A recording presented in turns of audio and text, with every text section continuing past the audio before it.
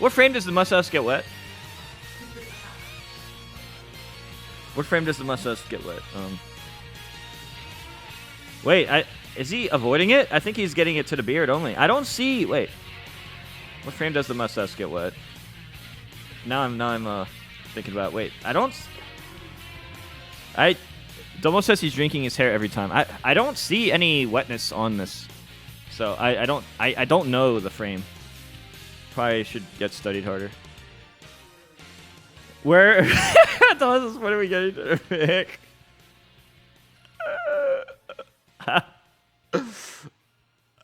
I'm asking. What can I not ask information, human? Is this? This is important.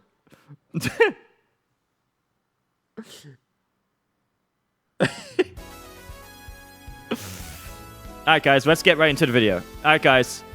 Grand Finals analysis starting right now.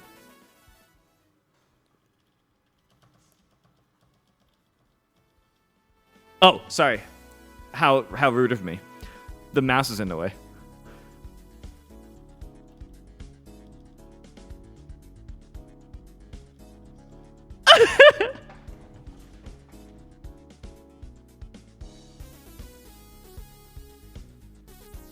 Okay. Alright, no. Okay, I'll get it.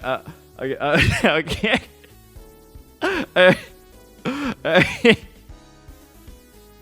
Okay. I can't talk. Oh, we're already almost into it. If I go here, okay. Phew. All right, Grand Finals match analysis. Shut up, Domo. Shut up, Domo. Shush. Wait, Domo. There's Mango drank water. Now I want water. I can get water.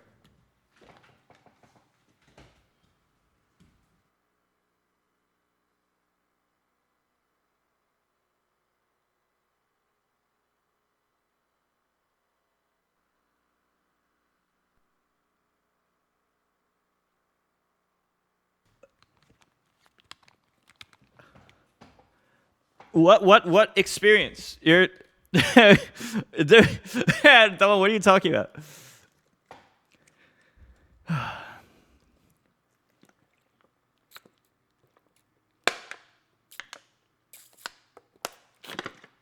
Mew2king tries to analyze Summit, but gets to, oh my god, that would be it's so really funny.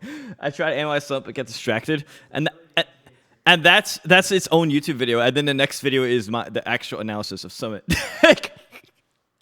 That's actually enough content for the first video you just said as a joke, Shadow Strike. That's the worst part. Okay.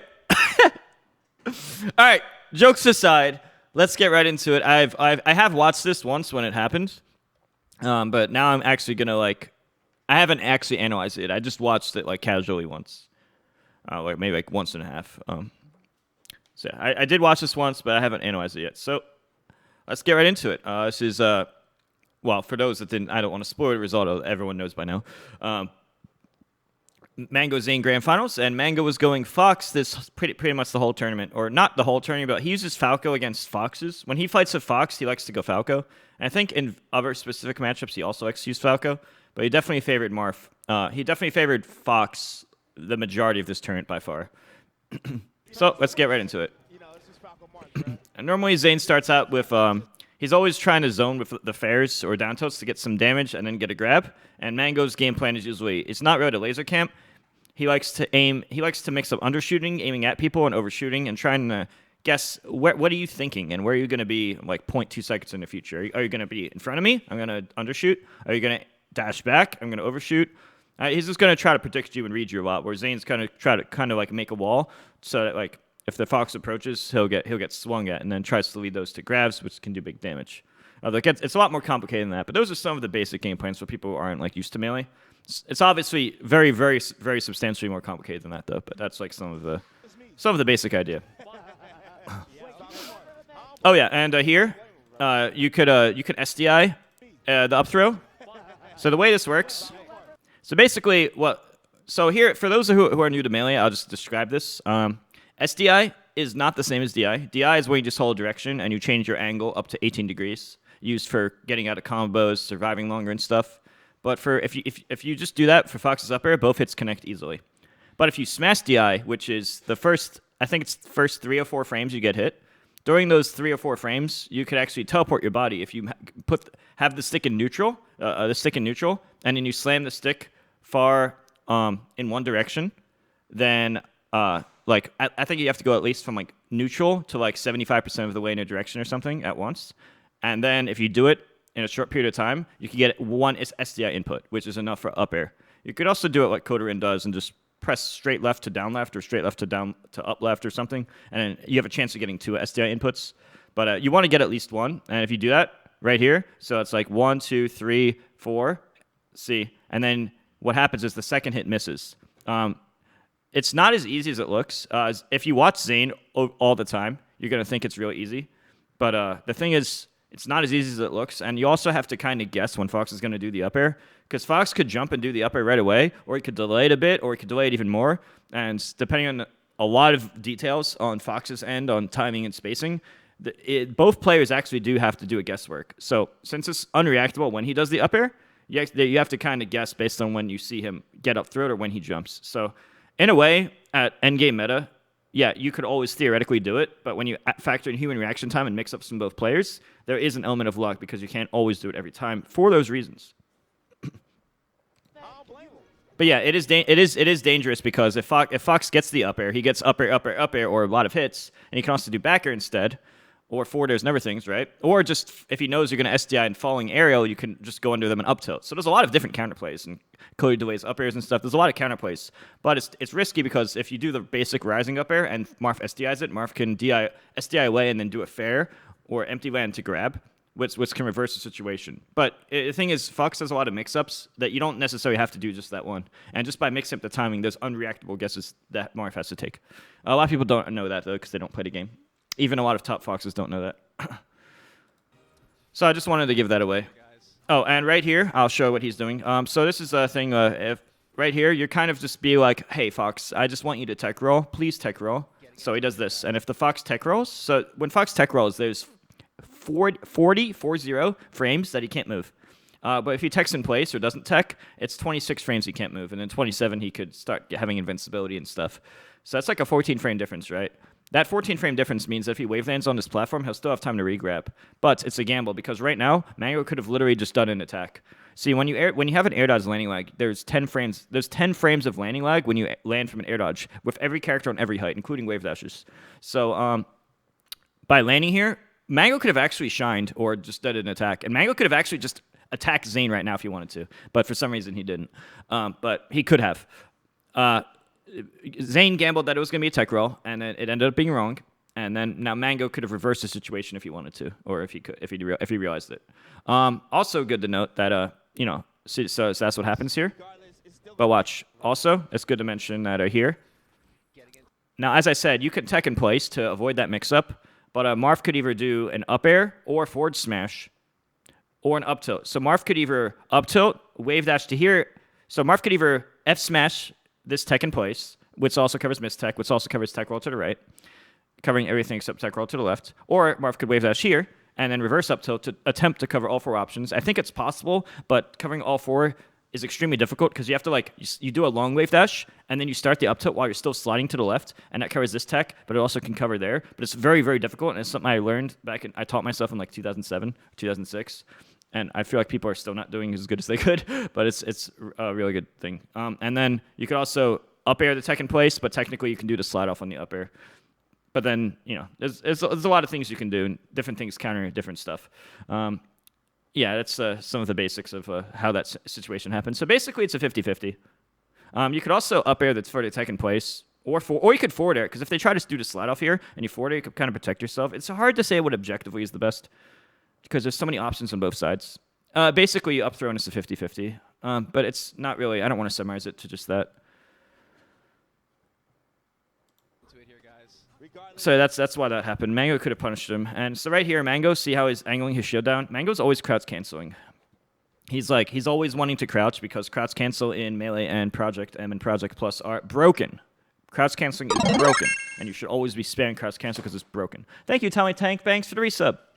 Yeah, the analysis is going to be long. And by the way, guys, since we're still earlier in the video, I do want to mention that if you guys do want to get better at Melee or Ultimate or any Smash game, I do coaching. I'm actually, I don't know the correct way to say this, but I'm probably the best at what I do. So if you want to get really good at Melee or Ultimate and you want to help support me at the same time, in the YouTube description and my Twitter bio and my Twitch, !coaching, or metafy.gg/@Mew2king, you could book with me and I can help you get a lot better. I know I'm not joking when I say I know way too much, but I'm also very good at making people better, as I've done for so many people. Probably a lot more people than you guys can even imagine. Anyway, back to the matches. It's still going to be a fight regardless. So right here, Mango does a running shine. Mango's always doing running shine because that's like something he's really good at, especially with Fox. He's always been about the running shine because if it has a chance of aiming at them, you have frame advantage after shine, assuming all mix-up trees are done by both sides, and then you could still have a chance of like getting the overshoot. It doesn't cover the undershoot as well, but it covers in place and overshoot, and gives you a combo in the same place. And it's just something he's good at. And this time, it's a good, it's typical to like have a wave that. See how after the shine, Zain did a wave dash out of shield.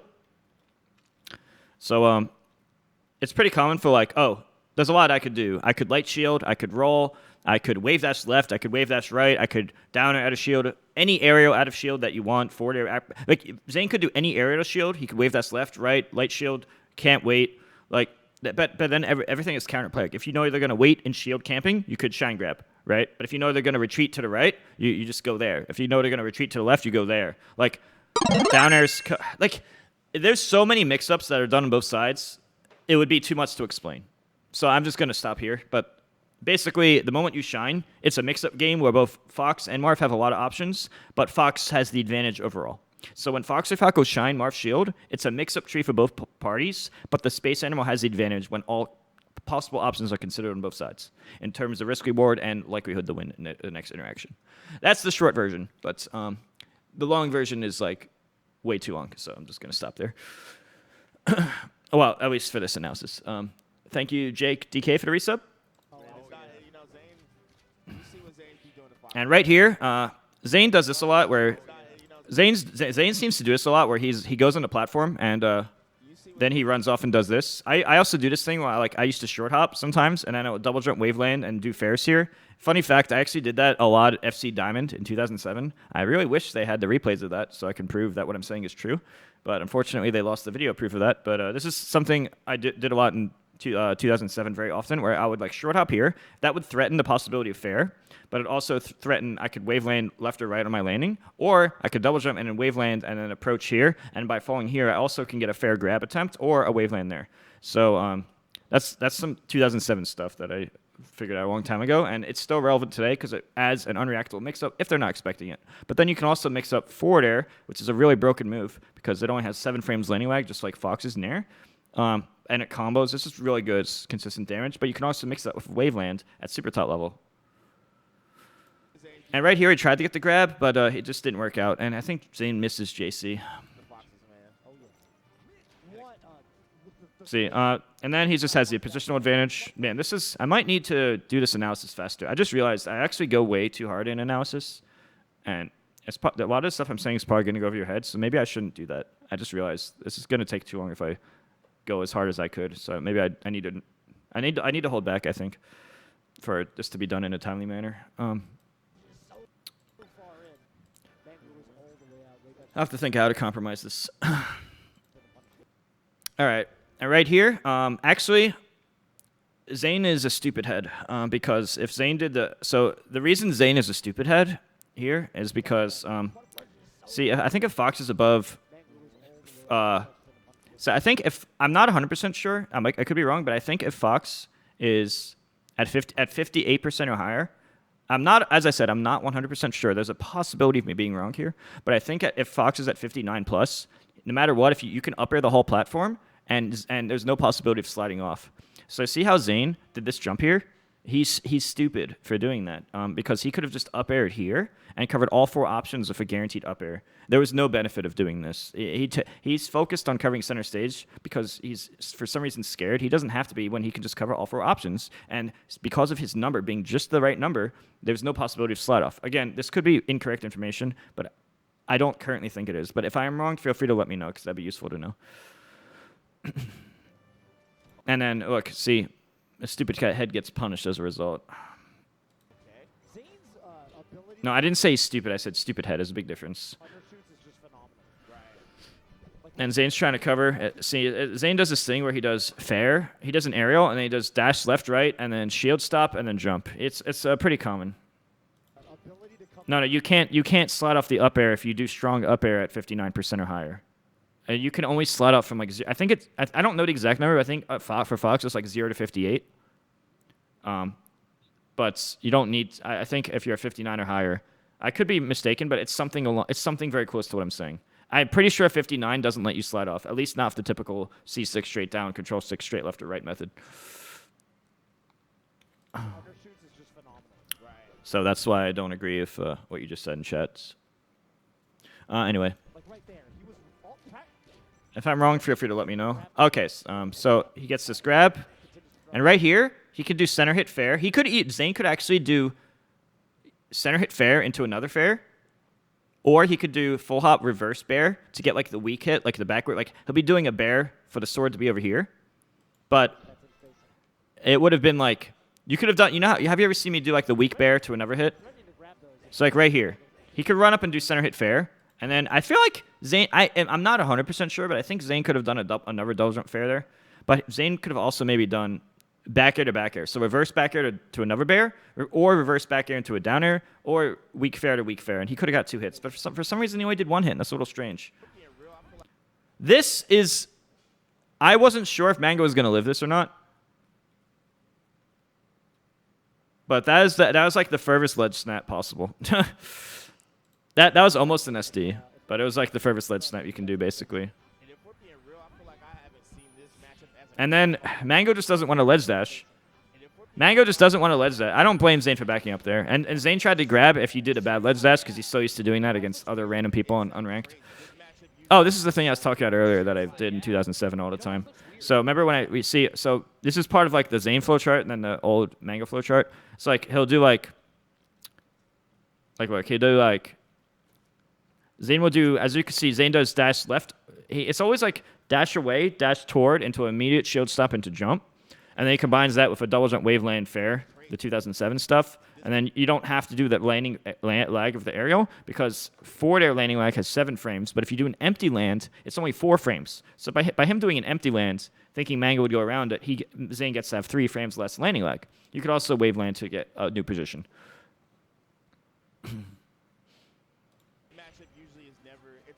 And see right here, what Mango just did on that wavelands, that's actually not safe, but it's so awkward compared to what everyone else does that nobody actually punishes it because they're not used to it. So, like nobody, does anybody expect that? Like, Mango did that really far. You're not really seeing that, like, expecting that. Look, do you see that? It's just so different. It's not actually, if you actually look at the invincibility, he's not even invincible. But it's so different from what other people do. It's so different from what other people do that it catches people off guard. You could actually just, if you know, oh, my opponent's going to do that, you can actually just hit him with anything. That's why I think it's not as much of a long-term thing. It's kind of just like, it's good because people aren't used to it. And nobody is used to like trying to punish that. But anyway. And then right here, I notice it's good that Zain forward 3 right away. That's good. He could have got a guaranteed chain grab. But then he goes for a pummel for damage. And I'm like, why? You could have just did an immediate forward throw again or an immediate up throw. And because he pummels, Mango is wiggling the control stick in circles ahead of time to get out of it because Zain is so used to getting other people not pummeling. And that gives him an escape at only 3 damage. And then Mango double jumps up here. And then by double jumping up here, you can threaten left or right. And this time he challenged him with a downer. And then he just used that for like a reposition, just to get a position that he wanted to attack from. Then right here, it's kind of like a game of chicken. See, Mango's invincibility. If you look here, Mango's invincible right now, right? But then a few frames later, he's not invincible. So Mango's like kind of playing the game of chicken. Technically, Zain could have, during that time, Zain could have just up B'd and hit Mango. But it's a game. It's a gambling game. Like right here, see right here, Mango if Zain pressed up B right here, it's an unreactable mix-up where Mango would have gotten hit. But Mango would not have died because Mango's only at 7%. So even if Mango got hit by the up B, Mango could still double jump and then wave land back on the stage and be fine while taking minimal percent. Zain, on the other hand, would live. However, Fox could keep playing that game of chicken. Fox could do normal stand down smash or double down smash or taunt down smash. Fox could double jump plank like this, or Fox could Firefox stall. Or Fox could drop down. There's a lot of things Fox could have done, but it's unreactable mix-ups on both ends. This is the one that Mango tends to do more. And somehow we are only at the 3-minute mark, despite me talking for all this time. Oh boy. And I'm holding back a lot, so this is... Oh god. I'm intentionally holding back a lot. Maybe this is a bad idea, dude. This might have been a terrible idea. If this is... I don't know if I'm gonna... I don't know, dude. So I gets him knocked over, and he's like, okay, most people roll away there, but Zain realizes he can't get a grab, so he goes for a down tilt. And then right here, it's a mix-up tree where, see, I'll just summarize some easier stuff, since if I go 2 and it's going to go over people's heads. So right here, this is basically, after the fair hits, both players are safe, but it's a guessing game. Most Marths dash away. So what does Mango do? He tries to read dash away. But Zain this time goes this way. So it's a guessing game. Technically, it's just a 50-50, but most Marths have the flowchart dashing away. You don't have to, though. I'm just saying that that's usually what happens, and that's one of Mango's skill sets. He's really good at chasing people who run away. But yeah. Thank you, Hummer65, for the resub. This set was so good. Yeah.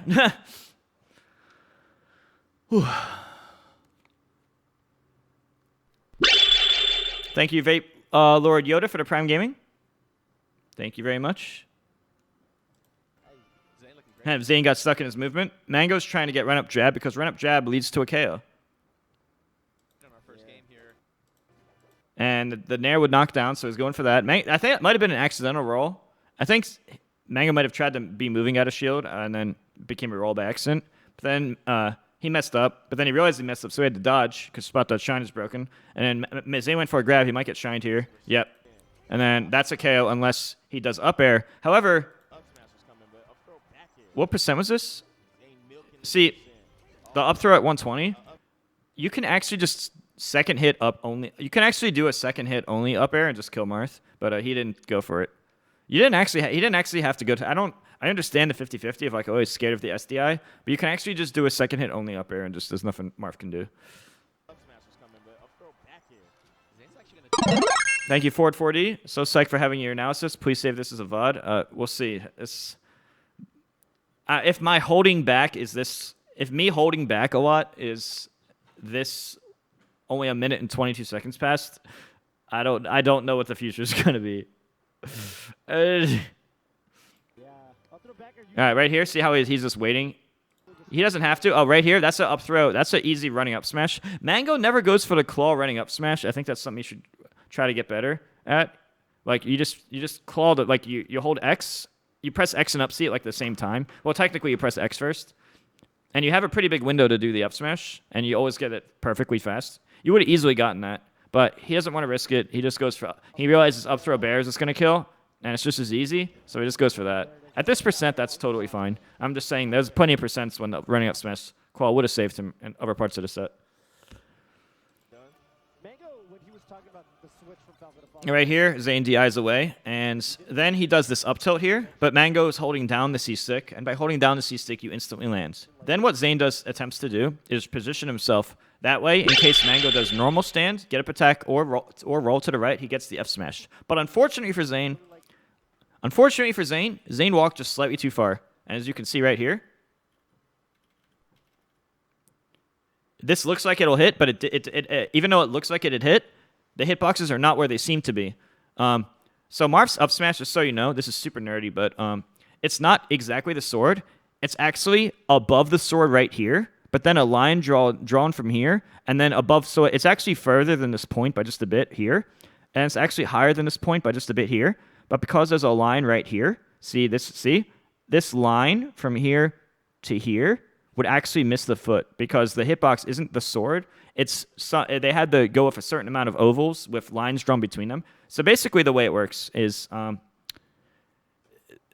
for some reason they skipped a frame. So I'm pressing the back arrow, and this is unlucky, but so this is super unlucky because I'm pressing the period key, and it's going every other frame. So there's actually a frame I was going to show you, the frame where the sword is up here, but not here. But because this video isn't perfect, as you can see by the timer, it would say 8-8-1, and then it's supposed to say 8-0 and then 7-8. But the 8-0 frame is skipped here. Anyway, let's assume the 8-0 frame existed. There'd be a point up here. So there'd be a hitbox here, and then a hitbox exists here. So it exists here, and it exists here at the same time. And not only does it exist here and here simultaneously, because the last frame always exists. I call it the after image. Some people call it interpolation stuff, but I call it like the after image. So basically, this frame exists in this frame. But the important part of this particular scenario is that the top of Marth's F smash is actually slightly higher than the sword. And the end is slightly further. So, that's so broken. So what's the catch? Well, the catch is, even though it's slightly higher here and slightly further here, since it's a straight line drawn between them, that straight line is going kind of like where my mouse is, and it's not hitting his foot. So it's kind of like from here to here. And obviously, Fox's foot isn't always exactly where the hurt boxes are either. So when you think of it that way, it makes a little bit more sense why that missed. But yeah, I'm just trying to explain like why that happens. Because I think most people don't know that, even though it's kind of obvious. So yeah, you wave dash here, and then he does the instant crouch. Zain always does this thing where he does the up tilt. The up tilt's good. I've been doing that up tilt since 2000s. I'm pretty much the guy who invented doing that. You can look up Mew2king versus PC Chris from Pound 2 when I do it. Although I've done it in many more sets. That's one of the video examples. Anyway, it's really good because it scoops. It can scoop all the options, or it covers everything except roll to the right. But it covers everything safely. Everything else at least, and it scoops him so he can't slide off. And I didn't even know about slide off then. I just going for the big combo. Anyway, Zain would walk a little bit, and then he would look for when he would try to react to cover F smash every single option except roll to the left. So if they do stand up, you can either up tilt or F smash. If they do get up attack, you can stand up or F smash. If they roll to the left, you can up tilt, or if they roll to the right, you can F smash. So he's trying to cover everything as strong as possible, but Zain walked a little bit too far, and that's why that part missed. And then most Marths, they try to act after the shine. So after the shine hits, the Marth tries to act, right? And this time Zain did a jump. It could have been a down air, could have been a wave dash, could have been anything, but you basically, the moment after shine, you kind of like, usually it's common to act right after the shine. You can kind of do this off an audio cue. Visual or audio. You hear shine, or you know shine's coming at a certain time, and then, a certain amount of frames after the shine, or right away, and you act. And then you try to do mix-ups, and this is mix-up trees here. And then Fox's bear, for those that don't know, actually goes the other direction. A lot of it's like spaghetti and chaos, but for those that don't know, it's like, wait, go back a bit. So I explained that interaction already. Look at this hitbox. Fox is kicking to the right, but Fox hitboxes don't care. The hitboxes don't care, and it still hits Marth anyway.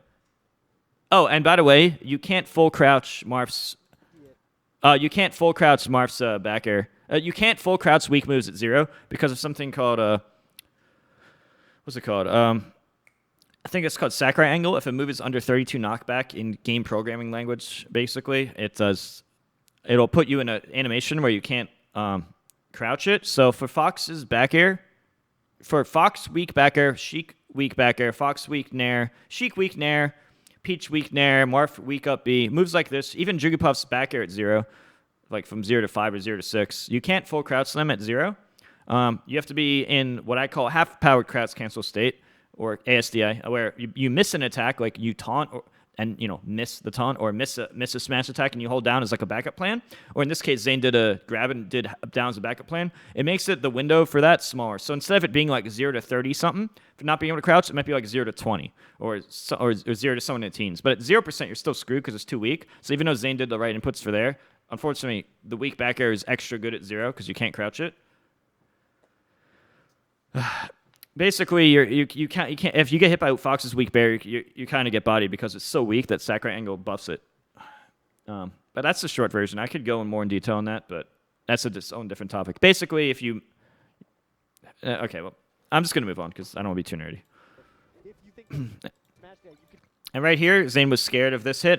He could have done Light Shield to try to. I think Light Shield would have actually been good here to get pushed back further. go for a bear, hoping to catch their DI to the side. And right there, Zain wants the pivot grab because in case you go in, sometimes the grab can actually beat the Fox snare, but sometimes it loses. But by Mango making Zain strike first and miss, Mango gains stage control slowly. And right there, he just makes a read. And then, see that I think there's a really good up air here. Let me see something. This was a great up air. This is way better than the up air he did earlier. When I called Zain a stupid head earlier, that was a really stupid head option. But that was perfect. He did the exact timing and spacing to cover all 4 options. And why is that really good? It's extra good because of the percentage. There is no, see how he's at 59%, and then even better here at 60. At this percent, I don't know if you could short hop fair before he lands. And besides, even if you did, you can just DI that away. And then obviously up air is 1 frame slower than fair, and that's might not seem like a lot, but that might make the difference between him landing first or not, which means tech invincibility. But you can also do this up air, which covers everything else. And then you can get a guaranteed combo. So that was the optimal play there by Zain. Earlier, Zain was very stupid, and now Zain's very smart in the same match. He messed the fair. He got a little greedy on the timing, and he tried to delay it, but he delayed it a little too much, and Mango got the land. And then Mango is now, after that, Zain was looking for some fear from the Fox. So right here, he should have faired sooner. Zain tried to extend the combo further by delaying the fair, but Zain got too greedy. He waited way too long. And then Zain tried to stall. Zain was thinking, the Fox is scared of me. I will short hop. And the Fox will be scared. He will shield for a long time. Mango said, nope, I ain't scared of you. Even though you're jumping at me and you could swing at any moment, I know you won't swing. I'm going to go for the risky immediate drop bear because I know that you're not expecting confidence in an area that I'm supposed to be scared. And that's why those interactions happened. Now Zain messed up. Zain thinks the Fox is supposed to be scared of him because other Foxes are scared. Mango said, nope, not scared of you. And now Mango's looking for Zain to be like, okay, well now Mango's thinking Zain's scared, but Zain's gonna run away. I'm gonna aim behind him, and then he misses. Now Zain down airs. Might have been on purpose, might have been an accident, hard to say. And then that's a free punish. But unfortunately for Mango, he gets stuck in Shine.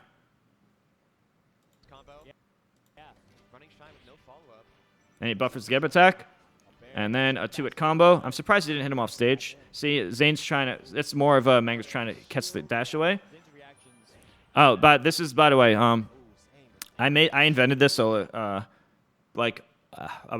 forget how long ago, but I invented this a really long time ago. Remember how you can jab... You guys know how you can jab Fox's illusion? So basically, I'll explain. To Edgeguard Spacies, it's actually based on sound, which is a lot easier in person than online, because online nerfs sound by 1 to 2 frames, which makes a big difference in certain matchups, particularly Falco, but also Fox, but even more so Falco. So with that in mind, think about frame data. If you can jab the illusion consistently, it's a frame 4 jab. Well, wouldn't you be able to forward air a frame 4 aerial? So that was my logic, which is why I went for optimizing edge guards a few years ago, and Zain copies them more than me. So people who are newer to Melee might not know, but I invented this. But basically, you jump, and then when you hear ching, when you hear the sound of ching, like the beginning of illusion, it goes ching, you press the C stick forward. And this is extra good offline. It works online and offline. You can still do it to Fox. It's always going to be easier on a CRT. You just press fair. Ideally, you want the center hit, but a tipper hit's fine. But the center hit would have killed Fox in this situation. The tipper hit, it didn't kill, but it's still 13 damage, and it's kind of free damage. So it's not that bad. It's not that bad. It's not the best case scenario, but it's still acceptable. And he does it again. The old Mew2king edgeguard.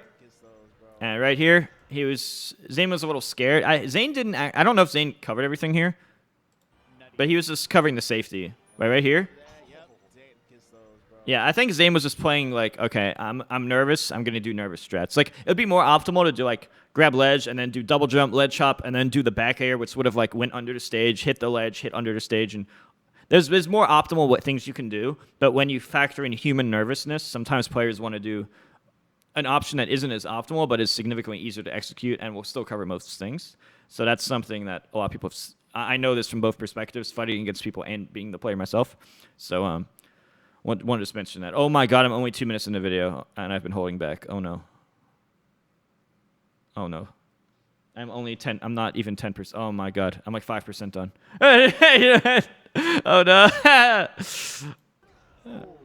No. I think he has a read on Mango's high recoveries here. All right. So right here, he's just trying to do basic movement, and Mango's like, nope, punch, punch. And then Mango's trying to be like, okay, where are you going to go? Where are you going? And Mango's doing the... well, God.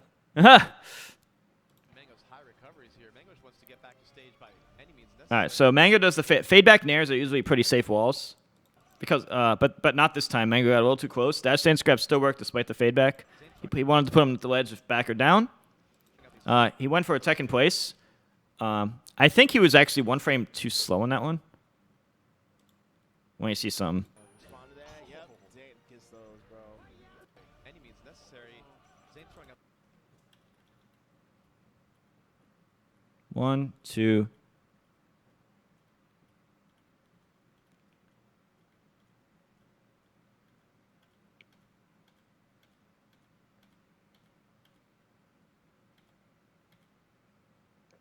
Yeah, he was gonna get grabbed. He gets grabbed on the next frame. This is 27. Actually, Mango only got grabbed because his shine was not frame perfect. If Mango did a frame perfect shine right here, Zain would have been wave shine comboed and died. Mango was one frame off, so Mango got grabbed instead. Thank you, Icarado, for the resub. We're all here for your analysis. Yeah, I could definitely. I might need to split. I might need to split this up.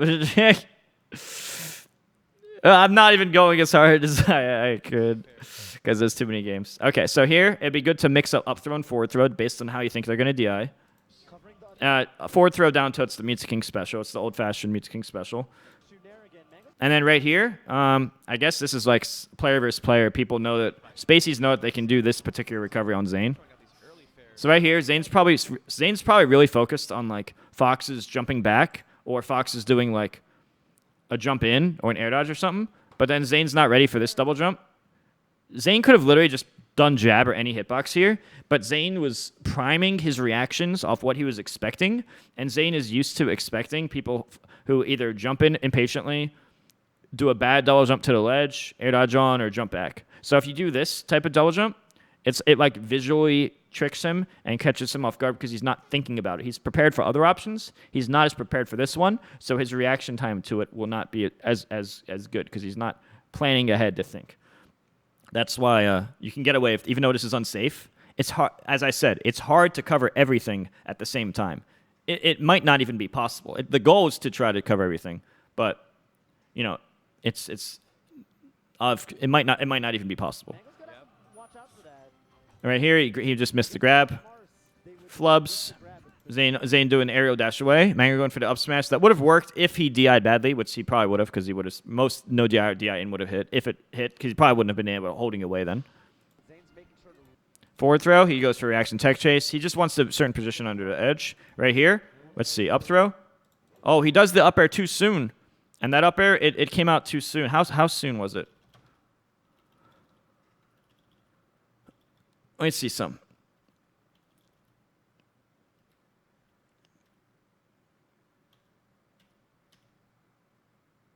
Oh no, the frame it's not, the frame is okay, the frame rate's not good enough. But this up air should have been at least one frame later. This up air should have been 1 or 2 frames later in order for it to hit. Mango was still invincible when the up air hit. See, for some reason Mango was invincible here. And that made it. It doesn't look like he's invincible because he's not flashing, but he was invincible. He still had this would normally hit, but he had an invincibility frame, and that probably went away like right shortly after. And that's just why it missed. And then just random, just jumping around, trying to get a new position. Yeah, Mango trying to get in, kind of like what the commentator just said. He's trying to get in. Mango attempts to crouch tech chase, but he's not good at it, so he missed. Theoretically, if this was Wizrobe's Fox, I'd be dead. Low key, I fought Wizzy's Fox before, and he literally crouch tech chases me and just kills me. Like Wizzy would be crouching here, and no matter what I would do, I would die. But then I fight anybody that's not Wizzy, and then I live.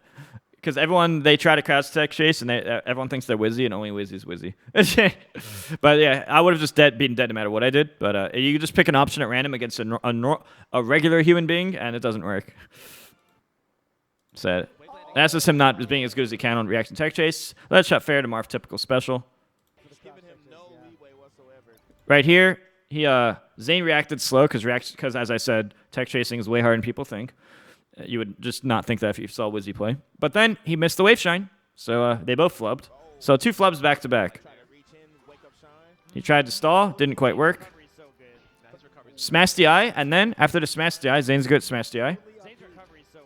And now Zain could come down for fair. However, he knows that Mango knows, oh, well, Mango obviously has to block my fair, right?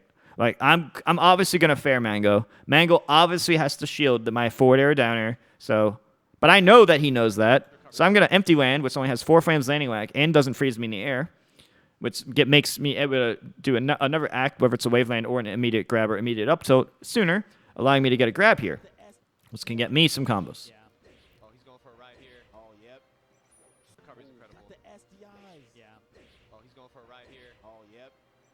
Right here, he did the down tilt, but I personally think, if you think that the Fox is going to try to illusion to a platform, which it's very common, a lot of people do that. You could also just depending on if you want to cover the LEDs. So Zain prioritized the LEDs this time, and if you think they're going to go LEDs, that's fine. Especially when the Fox loves to LEDs dash. A lot of Foxes who are good at LEDs dashing, they go for that. But it's also common for Foxes to just go high and take the platform route or the high route. If you think they're going to take the high route, just short hop. If you short hop, when you hear the ching sound, you could just press the C stick to fair and then kill. By the way, guys, if you enjoy my content, don't forget to follow my YouTube and follow my Twitch and subscribe to my channel and sign up for my Metafy. Metafy.gg. Anyway, back to the match. We're still on match 1 of 10. No.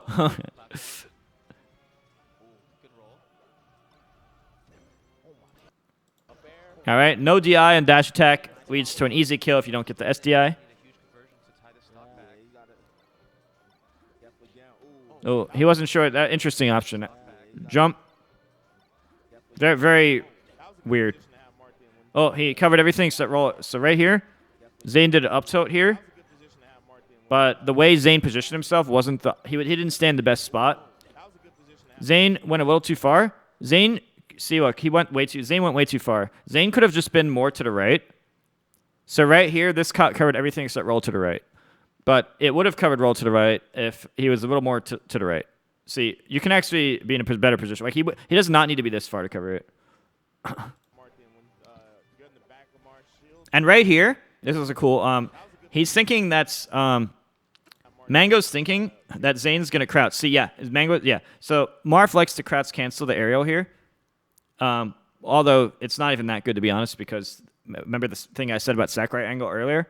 The Sakurai angle bear kind of would have screwed that, but crouching Fox at 0 is just not the best option in general because of Sakurai angle. If Sakurai angle didn't exist, then it would be a much better option. But yeah, back air would have been fine too, just because Sakurai angle exists. But drill is even better if you think they're going to crouch. He does drill because you can't crouch drill, and you get shined, combo to shine, and then all of this is guaranteed unless you mess up. Oh, he missed his dash. Mango misses his dash because he's probably used to Fox versus Jigglypuff, where you up throw Jigglypuff or up throw Fox. By the way, Fox's up throw is weight dependent. So if you're used to fighting Fox Dittos or Fox versus Puff, when you go to a character who's a little heavier than Fox, or like the heavier they are, the more you're in lag after you up throw. So Jigglypuff's the lightest, so you can up throw and you can act the soonest. Bowser's the heaviest, so you wait the longest for him. Marv's a little bit heavier. So right here, Mango did the wrong timing. He got the up throw, but then he missed the dash back. He did the inputs for like a Fox Ditto or something else. He just didn't have the right timing. Thank you, Curry64, for the resub. And so yeah, he just misses his Mango just misses his dash here, and that's just a bunch of flubs on both sides, both trying to like, oh, I messed up, and the other guy tries to capitalize, and they miss back and forth. Right here, he tries to... So Zane's always... So what Zain does... Zane's always holding, like... If Zain gets wave shined by Fox... So whenever Zain gets wave shined by Fox, he always has, like, a Musumary to hold C-stick straight down, control stick down left, and then press and hold the R button anywhere between 1 to 20 frames before he gets hit, in order to do a crouch cancel tech roll, just in case Fox does a nair or Fox does an up smash. However, here he misses it. He gets this C-stick down, which is why he instant landed. He gets the down away DI, which is why he's over here, but he misses the R press timing. As a result, and now he's doing get up attack and stuff. I'm not 100% sure that's what happened, but that's what I think happened. But again, I'm not 100% sure. But I did watch this set earlier, and I saw Zain doing these weird spot dodges after getting wave shined, which leads me to believe that what I said is most likely true, although maybe not necessary every time. Wow. Look at that tech by Zain. Oh yeah, and Fox wave shining Marth to the edge is not safe. You get shined. And here, Zain protects himself, but then Mango's like, I don't want to go into you. But Mango's in a bad spot, and it's not that easy to get away. That was bad by Zain. Zain doesn't have confidence in himself right now. Oh, see how Mango does this up air? I don't really agree with that. That means the moment Zain saw Mango do that up air, Zain could have just full hopped off or short hopped off, and then did that thing I told you where if you hear the ching sound, you just press fair. But Zain's playing kind of like he doesn't have much confidence, and he's just like, I'm just going to play it safe and do really easy options and hope that you don't play perfect. I'm going to consistency check you. Yeah, that up air is actually kind of bad, I think. Yeah, see, Zain was going for consistency, but I don't really agree with that. I mean, because he's not really playing for peak skill. What I described as the answer is more of like if you're confident, this is the optimal play. But Zain's just like, he's just going to do what will usually work most of the time, but it's technically not optimal. For example, if he did the optimal play, Mango would already be dead, probably. Oh, yes, that's the better thing to practice. And Zain is so used to Foxes doing perfect ledge dash that he always backs up no matter what against Fox specifically. And then Fox can do all these crappy things where you just either do a bad ledge dash or you just land over here. And Zain has not challenged it once this set that I remember. Like, all you have to do is read, hey, Fox is going to do an option that's not real. And I can just do a sword attack or a grab to beat it. But Zain is so used to Fox's always ledge dashing that he's not actually punishing the not ledge dash because he just assumes that they're always going to ledge dash.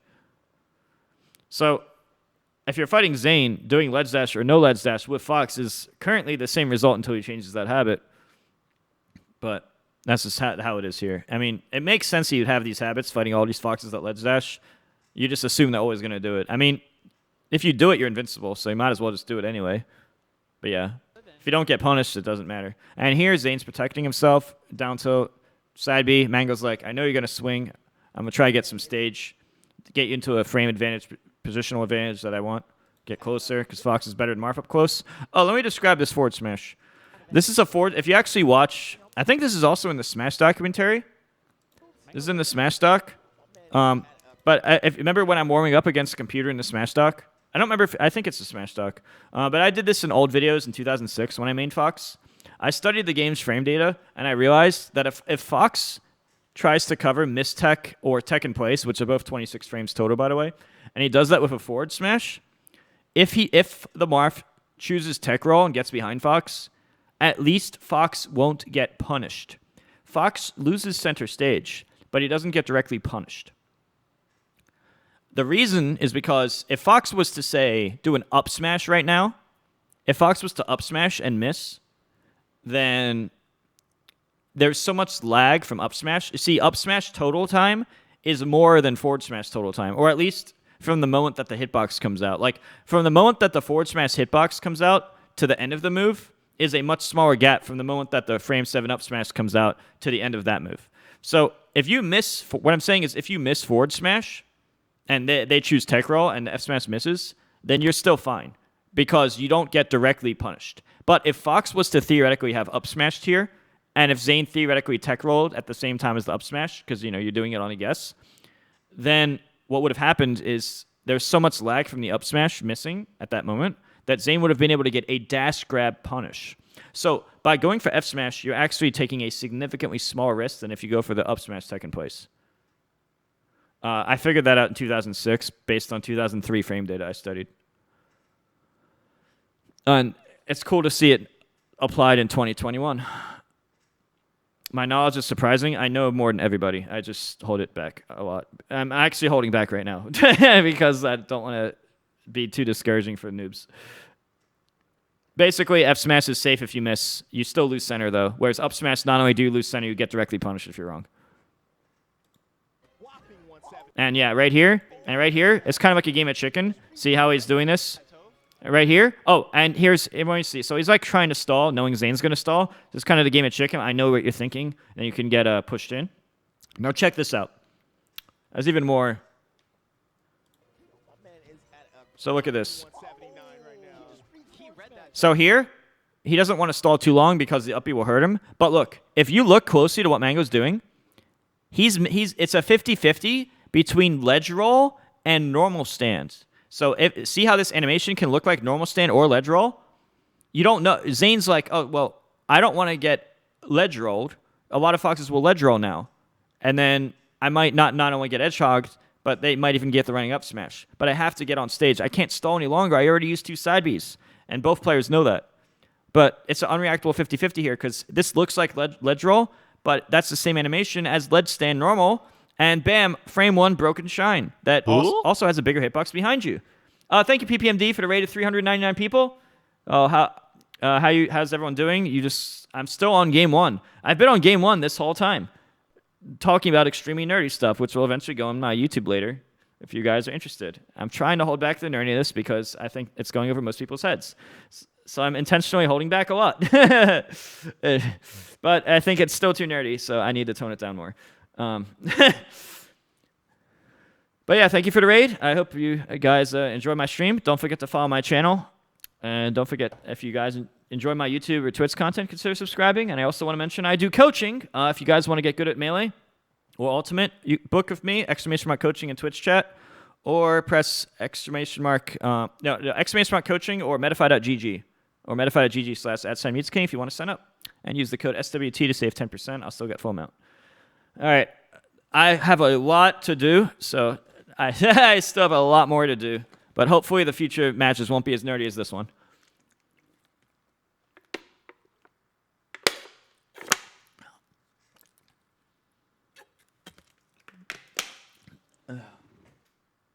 Hey. All right. Let's continue. I can't believe I've been talking all this time and I'm still in game 1. Behave! Keb, obviously. What? All right. Hey.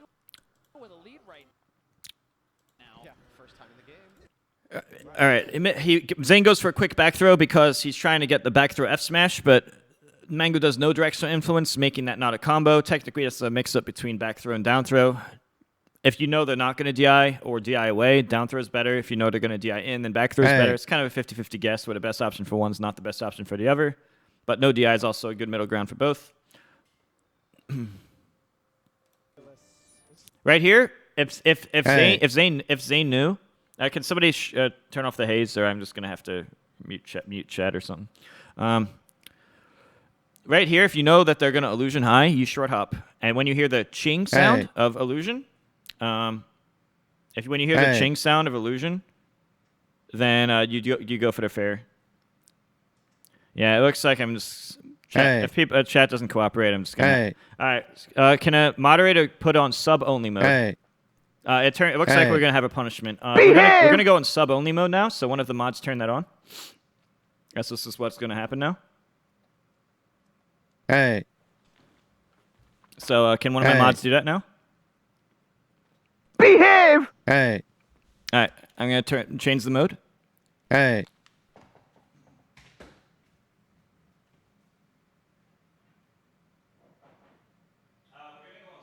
I've gotta find Sonic. He's in jail. One of the two will happen now. So can you do that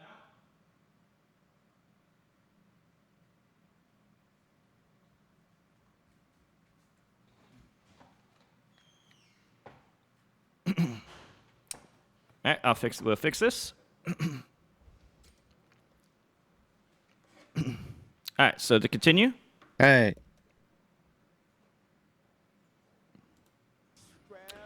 All right, and he goes for that. He goes for the nair, and then it's not enough to kill. And right here, it's by Mango upping here, he could threaten going down to the ledge, but then if Zain's not sure what to do, it's safe to cover to center stage. So Zain will cover center, but Zain messes up. He's nervous. He didn't go for a tipper bear or anything. He probably tried to up tilt and messed up and went for up smash. This was totally an accident. He did not mean to up smash.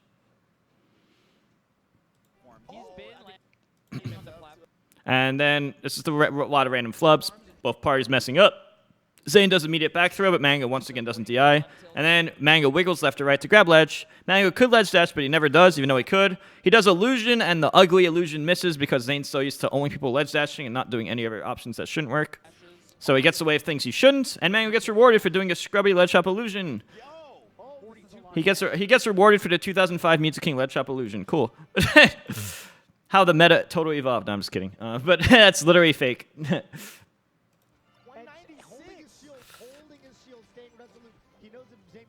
All right, and now Zain. I don't want to be that commentator says extra credit, but he's literally just going for extra damage to try to, because Fox can always kill at a certain percent, like 80. So he's just trying to get that extra damage while he can. He knows he's screwed, so he's just going for the extra damage.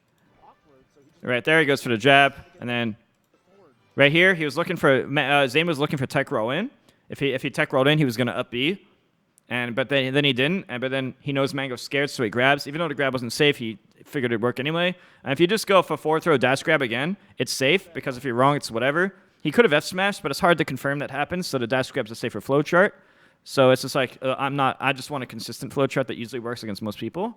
So that's where the logic is there. Technically, he could have just swung or ran up and up bead, but he didn't. And right here. So right here, I can explain this interaction. So basically, when Fox does up B, let's just say 1% would be frame 1, and 100% would be the blast off. So if we're counting 1% of the move as frame 1, and 100% or 99% being where the blast off happens, then I'd say around 50 to 75% of the move is where the Firefox burn happens. So around 50 to 75% of the charge, every other frame is a hitbox where the burn happens. So the last 10 frames of the Firefox, you can actually hit. So if you just aim for if you just try to hit Fox the moment before the blast off happens, you should be able to hit him. However, Zain acted too early. All Zain had to do was wait a little bit more. If Zain waited a little bit more, then he would have been fine. But he acted too soon. By acting too soon, he dropped the edge guard. Right here, he tried to react too fast, but the burn wasn't over. We are still at about 75% of the move. The last hitbox did not yet go away. He could have done the same exact edge guard successfully by just waiting slightly longer. And then he got all this extra damage.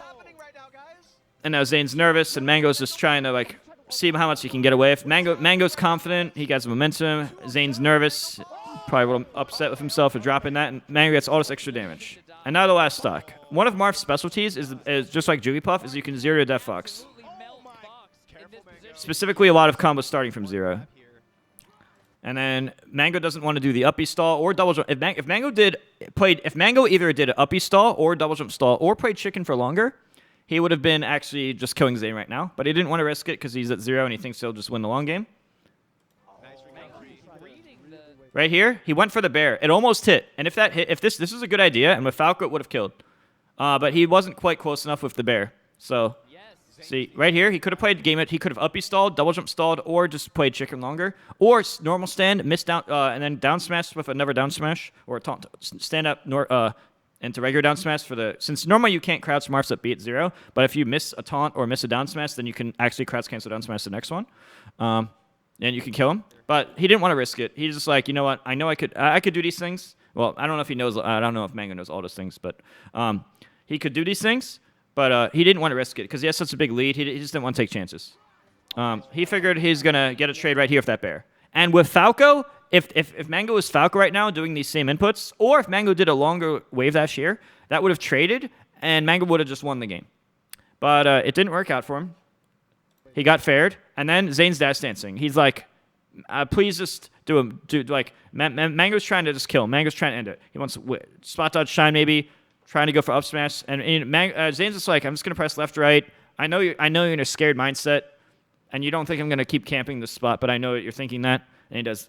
Then he can get a grab. If you stand in just the right spot, I think you could cover all 4 options, but I'm not 100% sure. But it's very tricky.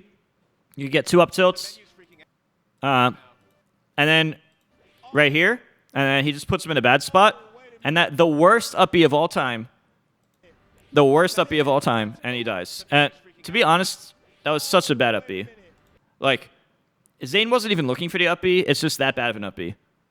Like, illusion would have been better. That was up to ledge would have been better. Illusion cancel would have been better. Illusion to a platform. Anything but that would have been better. That was just honestly a bad decision by Mango that deserved to die. That's it. Zain takes game 1. You don't even have to read that. You just, even if you're not looking for that, you're fine anyway. Anyway, game 2. Very fragile. You know, the high octane spacies can feel when they get hit, and because they can be very fragile. You know. Right. And I think part of Zane's really good at doing his the flow chart where he does like dash left right. So he does, if Zain does dash away, dash forward into immediate shield stop, usually into jump. It's like a very common flow chart, and he's really good at executing it. It's good because it gives him a certain consistent baseline. Now he misses the SDI, but then Mango doesn't go for a full hop fair. See, Mango gets this up air. Mango could actually do full hop fair here. I think forward air would be good. Forward air is actually a way bigger hitbox than people think. Forward air has a way bigger hitbox than people think. And then, you know, it's Zain, so he's always going to do the double aerial, just like Hungrybox when he just does the landing down air into another aerial. It's very good. To be fair, it's a really consistent strat. You have a hitbox out, and then you have another one protecting you. The Let's Cancel is really good, and I probably should do it more myself. And you do here, and then it's just the right spot to get a frame trap here. That was a perfect frame trap. It was like the exact position. It was the exact position and setup needed to get that frame trap. And then you do this, and then you delay the up air to make it harder to slide off. I don't know the exact specifics of that. And then he could have F smash. He might have been able to get F smash there, but it would have been fine because look, I think he knows that he's going to go for F smash. Yeah, it's just the basic up air, double up air, and then mix up tree. And Zane's probably sees the situation as like, what do I do? What should I do? And he's probably thinking, I don't know, up tilt, I guess. And right here, going for a Ken combo, but the Ken combo is so obvious that Mango knows it's coming, so he's going to hold away, because holding away from fair makes you live. So in hindsight, maybe a different option, maybe something different than fair would have been better, like an early up B, or maybe an up air or nair or something to catch the away DI.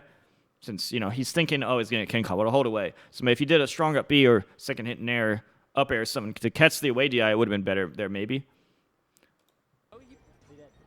Oh, and right here, Mango just double jumps to the ledge. It's completely unsafe.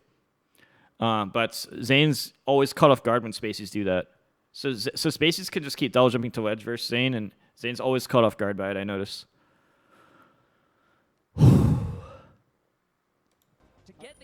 Oh my god, why? These shouldn't work. Mango put everything on the court, These aren't real ledge options. These are 2005. These are 2005 ledge options that me and Showendu did, and people punished it then. But I guess it went all backwards because people nowadays are so used to only covering ledge dash that they don't know how to handle the 2005 options. Because nobody's doing the 2005 options, that it gets buffed by the fact that nobody else is doing it. So it's like. It's just, what I'm saying? Like, it's not supposed to be good, but it gets good because nobody else is doing it. Because the reason other people don't do it is because it's not actually good. Where it was in. That was exhausting. Like that. Yeah. And Zain does this thing where he does this ledge dash, but then you crouch cancel just so that you don't die. And Zain almost died here. If Zain was a little bit further or a little higher percentage, Zain would have down aired to his death. But I guess Zain knows what he's doing because I see him do this all the time. Where you do if you're not confident in your ledge dash, Zain does this thing where he's not confident in ledge dash. So he does ledge dash, but then he does crouch cancel. And maybe Zain tried to grab. Because if you press Z and down, you also grab. It's possible he pressed Z and X at the same time and it prioritized Z or something. Or maybe I'm wrong. If intentional down tilts here are risky because you might down air to your death. But an intentional JC grab would be good because you immediate up throw, and then you do the spike that you see me do, like when I was like in my 20s or a teenager. You just immediate up throw, and then you double jump to here, and they miss DI, and then you double jump reverse spike them. Yeah. And the thing that I think is another thing. And I don't know about that up throw. I mean, oh, actually, what am I saying? Oh, yeah, okay. So he's trying to get the up throw where, see, Zain does up throw here because like Zain's really good at spiking you. If you DI off stage on up throw, Zain's really good at spiking you. And if you do no DI, that's also really good because he can set up reverse fairs, weak up airs, or spikes and stuff. But if he DIs in, obviously it's not as good. But Mango caught the DI in. And the DI in would have still been worse for the back or down throw, but it wouldn't have been quite a percentage where he gets up B to F smash or chain grab F smashed. So I guess that's fine. It's just hard to say objectively. Keb, obviously, what? Can you stop saying that? Another thing that's a little bit difficult about this. And Mango just comes down for downer, gets away with it. Oh, fair, but then he goes for that's a weird boost grab. Okay, so he's just like I'm just gonna go for the hit.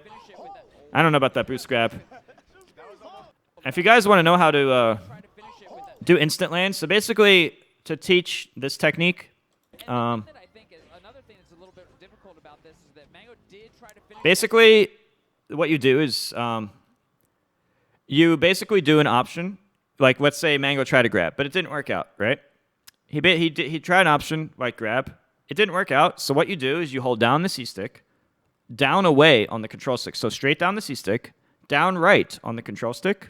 And all you do is you press and hold the R button anywhere between, I think, 1 to, I could be wrong, but I think it's anywhere between 1 to 20 frames before you get hit. And you just do this instant tech. Now, if you hold down right, then you do the tech roll to the right. Or down left, you tech roll to the left. In this situation, the most ideal situation would be doing the instant tech for tech in place, as seen here. Then you can get right back into the fight and continue your aggression. And that was how Mango did what he just did. And right here, you know what I notice? Mango doesn't ever do Fox's forward tilt angled down, and it would have been really good here. I mean, I guess maybe you could still tech it anyway, but I don't know. When I played Fox, I did a lot of his forward tilt angled down in situations that like he walks up and does the down smash. But I think with Fox and Falco, you could just F tilt angle down and just kill them. But I guess it might be techable. I don't know. And then Zain's really good. Zain has a very high skill set at teching, like, he's just really good at teching the wall when, like, a Marth does a down tilt or F smash, a Fox or Falco do their down smash. He's really skilled at doing the wall teching. He's very consistent at that, more than most players. And he comes back and tries it again. And Mango, yeah, he doesn't get the punish here, so he resets. Totally safe Fs on. Now, I think Mango was probably trying to read, like, a waveland down here, because I guess because Zain wavelanded down earlier. But, you know, had Zain stalled or swung or did anything other than waveland down here, he would have got hit. But even here, it didn't work because it was not that good of an option anyway. He was a little too far. So I don't agree. Oh, and back throw. And then last time, Zain was like, oh, well, last time I grabbed you, I F threw you. You DI'd right. Well, that was the worst DI for this throw. And now if I F smash or turn around up B, which is even better, which it will kill you. Also, I want to mention more. There's more to mention because right here, you might be thinking, something I want to mention to you. If you look closely, frame by frame, I could show you this easily. But imagine if Fox was on stage right now. See, the F smash started. It didn't hit yet. See where Fox's head is? If Fox was on stage, like if this stage was longer and Zain was not as much to the ledge, Fox would have already got his invincible. Fox would be invincible right now in attack. Fox would be invincible right now in attack, but since you're at the very ledge and hovering over the ledge, the down smash or up B or chain grab work for longer. This buffs the effect of a back throw at the ledge. Something I figured out a very long time ago. It's very effective. Also, if they're aware to DI the down throw, you could just mix up by doing up throw down. If Mango was to like DI properly for the back throw, aka not hold in, then that would have been and he would have to like no DI or DI down away or something. Then the other throws, such as down throw, would have been better. So there's still mix up games on both sides. But back throw is good overall in that situation because of the reasons I said. Force match is going to do it for Zain. Yep, 104. Dude, it feels weird. By the way, guys, if you enjoy my content, consider supporting however possible. Don't forget to follow, consider subscribing, consider using Twitch Prime. That'd all be much appreciated. All right. Proud, man. That's Mango didn't want to deal with this, so he's just going in. Mango's trying to get Marth to whiff because the idea of whiff punish is that whoever attacks first and misses, if somebody attacks first and misses, you might not get a direct punish on them, but you have the advantage regardless. Because let's say Zain attacks and misses. Not only can Mango be like, okay, what are you going to do after you miss? Are you going to dash back? Are you going to dash forward or this or that? Or shield or something? But by Mango getting closer to Zain, that's good for Fox. And by Mango cornering Zain, that's good for Mango. So just because if you get Marth to strike first and miss, it's still very advantageous, even if you aren't getting a direct punish. Now, it's good to get the direct punish, and in most situations, the direct punish is in most situations ideal, but it's not always that simple. You could play the long game on purpose and simply use positional advantage, punishing habits, conditioning, getting stage control, and these other secondary effects that are different than the direct punish. So by making you miss first, it's still an advantage. So when Mango makes Zain miss an attack first, he might not always get the direct punish, but there are other positional and conditional advantages that he's getting. Makes sense?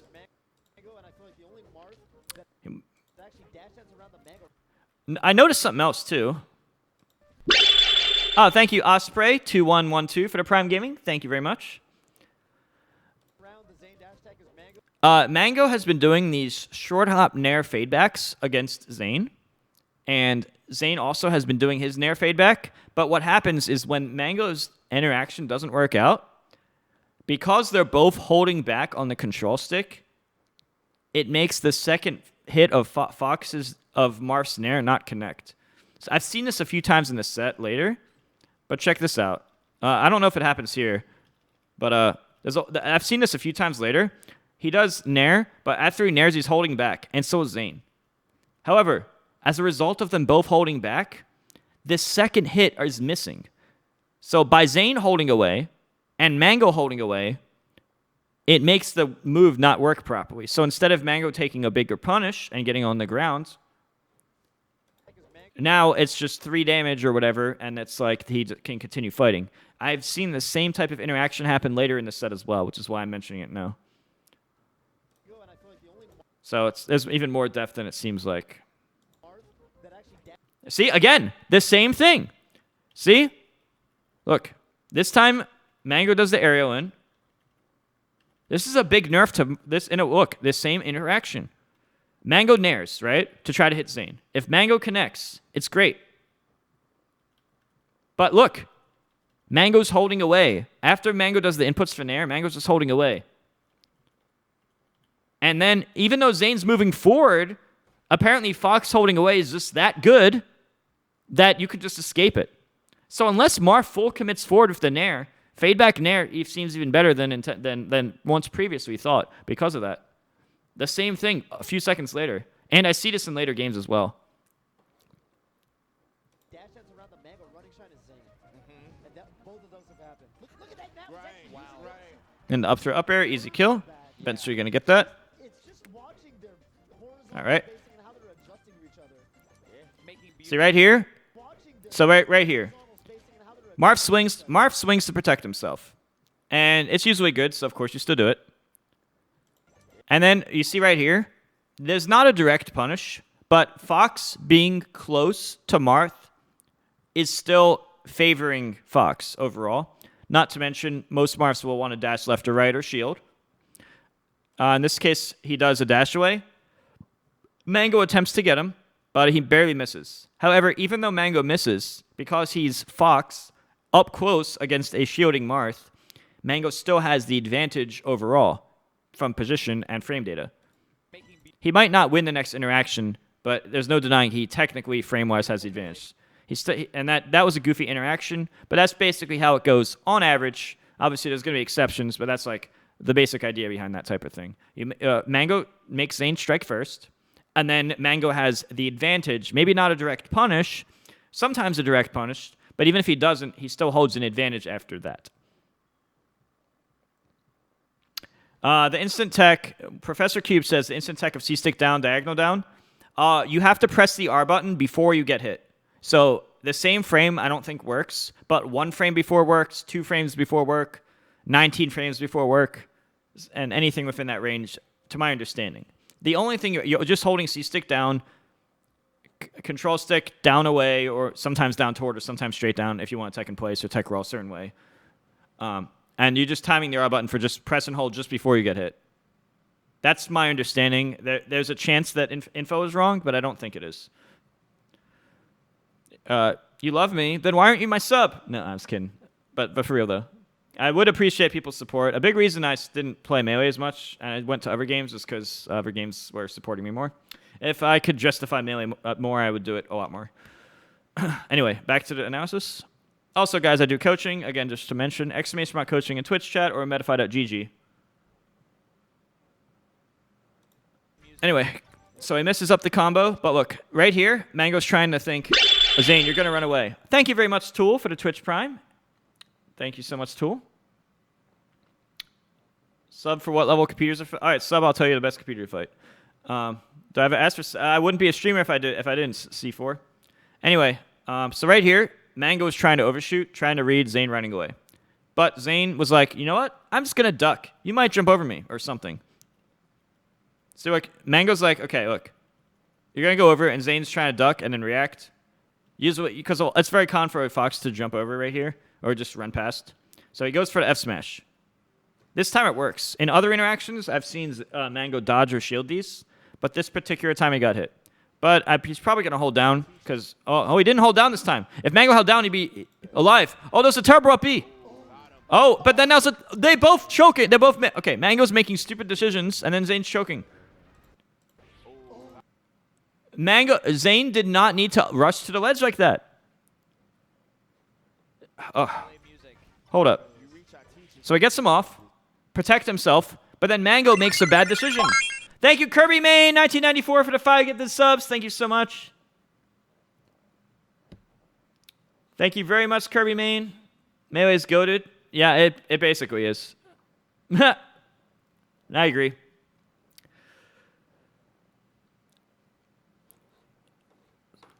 Right here is I disagree with the decision to go low because that's basically like throwing the stock. If Zain executes right, Mango's basically dead. If he was above ledge, he could have threatened things like illusion cancel and everything. So he takes the free hit, but Zain rushes to the ledge too fast, and Zain's rushing to the ledge so fast that he misses the ledge. This is not the best judgment. He could have just taken his time to get to ledge. He still would have got there first and still been able to kill Mango, covering either every or almost every option. But he gets a little greedy and dies at 9. It's part of the game, though. Well, we take those. Right here, just basic landing area because you don't know what else to do. That's a rare Steve for saying. Seriously, yeah. Crouch tech chase. F smash. Sometimes you want to mix up the uppers. You don't always want to. F smash is really good if they DI badly, they die. But on average, it's safer to do aerials like up air and stuff because it's no matter how they DI, it's more consistent damage. But F smash could also be good if you can catch them slipping. But I don't do it as much as I used to. Thank you, Smash Fox God, for the gifted sub to Frank0404. Thank you very much, Smash Fox. Also, Dead Battery said he subbed, but it didn't pop up. Thank you very much. I fight level 4 Computer Fox. When I was younger, I used to fight level 1. Okay, so I used to fight level 9 because level 9's the hardest. And then I realized that they do unrealistic things like they'll always dash. If you shield, they will always have a frame 1 reaction time to dash grab you, which is ridiculous. And this is most noticeable on a level 9 computer Luigi, but they are always programmed to not only survival DI, which is always the same DI every time, but to smash DI up and toward. So if you're trying to do combos and stuff, they'll do unrealistic inputs that don't stimulate a normal human interaction.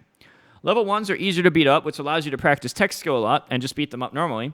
And level 4s are basically similar to level 1s, except that they seem to have more DI mix-ups than level 1s by comparison.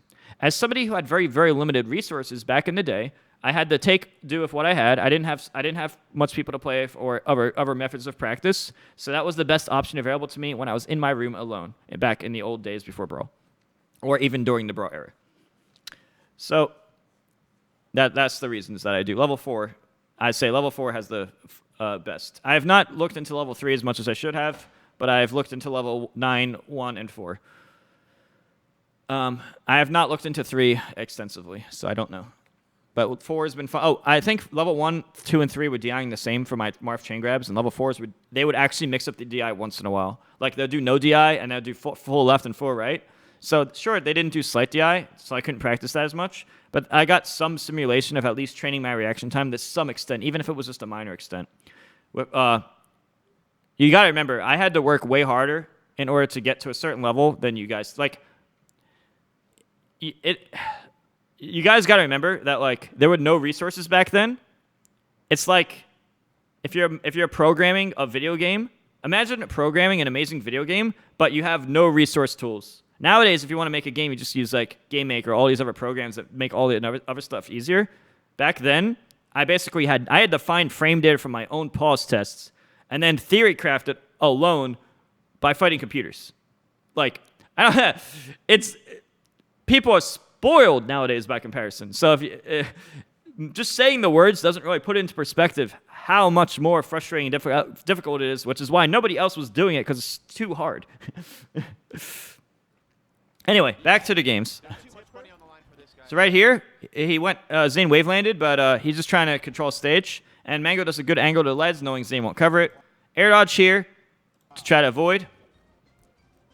Oh, and then Zain gets it into a position where he can threaten an aerial. Mango thinks, oh crap, he's going to come down for an aerial. So instead, both players knowing what they know, Zain does the riskier, quote, riskier, mix-up of just empty lands, where he could have attacked, but he didn't.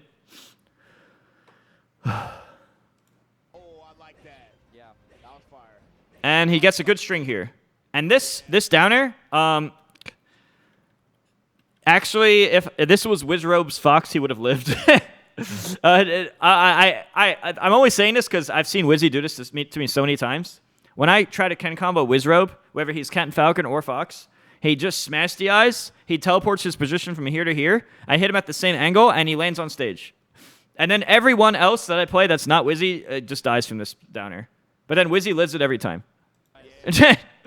Because he has Smash 64 habits, which you have to spam SDI. That little bit of a teleport it makes a huge difference there. It also messes up other combos. Wow. The venue ain't saying nothing, but that was fire. Venue, maybe rooting for Mango. Oh, both players are flubbing. Mango's just He's the SoCal. Thank you, El Cancer, for the resubs, subbing for all the hard work and research you've done in the game. Oh, I need about 100,000 subs for that then. But no, thank you. No, jokes aside, thank you so much, El Cancer, for that. I appreciate everyone's support. I don't spam SDI. I'm saying Wizrobe does, and he's very good at it. I don't know what you're raffling at. Crowds cancel. See, Zain does Nair Dash Away, the basic flow chart I made up a long time ago, but this time it works out for him. And he gets a grab. But platforms make this trickier. Oh, he gets greedy. He does 2 pummels. But Mango loves to mash and rotate the control stick when he gets hit. So 2 pummels, that's too greedy. He doesn't get the luxury of that. He's probably used to it working on other players, which is why he has that habit. And this time he does a rollback. But another thing Zain's really good at is the when Zain gets hit by Shine or Nozo get hit, he just fast falls grab ledge. I used to have this habit when I was playing the game a lot. I used to do this a lot. I would get wave shine to the ledge. They would try to shine spike me. I'll just fast fall to ledge, and then I'd ledge chop aerial and kill them. So that's not actually real there, but yeah, it's damage. But right here, if you look, Fox is Nair. It has some shield stun, but look. Right here, 1, 2, 3, 4, 5, 6, 7. He gets grabbed here. If Mango did that Nair 1 frame like low, like lower or later, then Mango would have been able to shine. But since Mango did the rising nair, he loses to a frame perfect shield grab. So Zane's frame perfect shield grab wins the situation by 1 frame only because Mango did the nair too high. And by doing the nair higher, you're covering more options. But it still would have been better if Mango delayed that just by 1 frame. That would have actually changed this interaction, ideally. Because the landing lag of nair from Fox as well as fair from Marth are both 7 frames, which is I think not including auto cancels is the second lowest in the game outside Pichu's nair at 6. So basically, Mango did high nair, which is why I got grabbed. That's the short version. Right here, it's a positional advantage. Oh, he messes up. That's a KO. Oh, well, yeah, okay. A little bit of nervousness, like. So right here, it's like when you realize Mango tried the sweet spot, but Mango went too low. Mango didn't realize he went so low. But then by the time he realizes it now, he's like, oh, I messed up. I have to up B.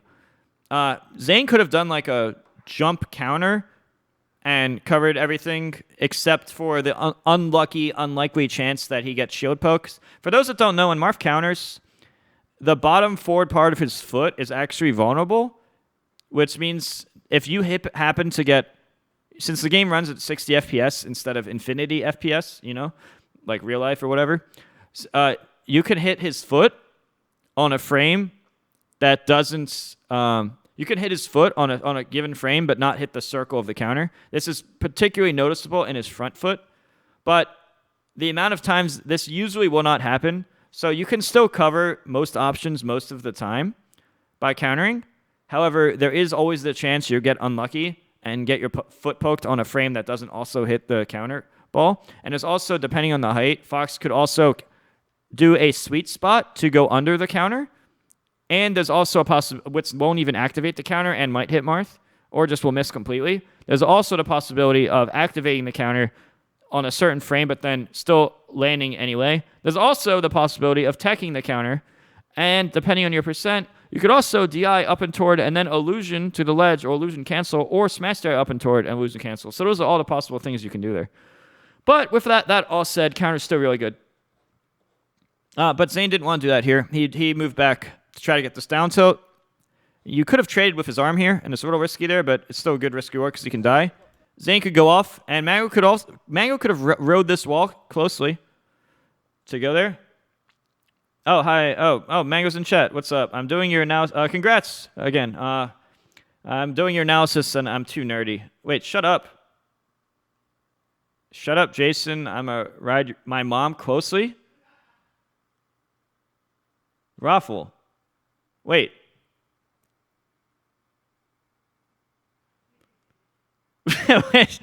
wait, you're an idiot. Shut up. Wait, what? I did not process that as accurately and fast as I should have. God damn it. Damn, I lost my train of thought. Oh, ride the wall. Wait, but... Wait, did he say ride the wall or ride my mom? Wait, I don't even remember what he just said.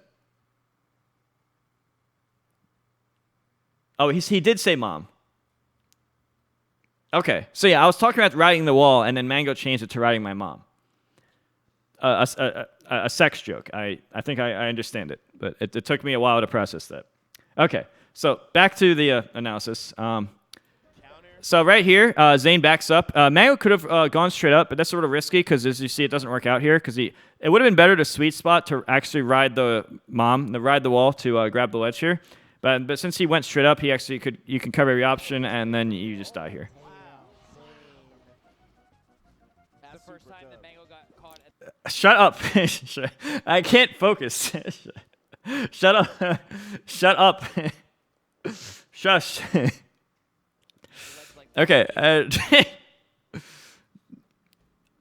Stupid. That's the first time that Mango got caught at the ledge like that. And everyone's spamming. No, I can't. I lost my train of... Shut. No, my analysis. No.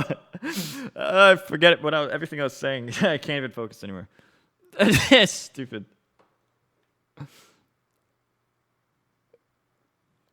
No, frame. It's not frame optimal. You didn't even ride the wall. You went straight up.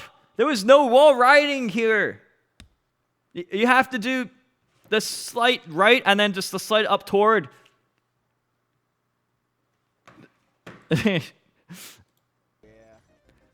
And he does the okay. So here, for those that don't know in melee, you can do even though Fox is facing this way, you can hit the reverse hitbox. So if you're on the left half of the circle instead of the right half, you can actually hit them toward. It actually a lot of hitboxes in melee. It depends which half of the circle it hits on, and it determines which way you actually get sent. In ultimate, this doesn't exist because in ultimate the moves are programmed. Oh, if it's a forward air, it'll always hit you that way. But melee reverse hits exist, which allow a lot of cool, deep, high-level interactions and unintended effects, which is really cool. And right here, this is cool. He does a he cancels right here. So I'll just go back. I'll just go back a bit. He goes. You want to try to extend the combo as much as possible. You have all the angles for Jason's mom.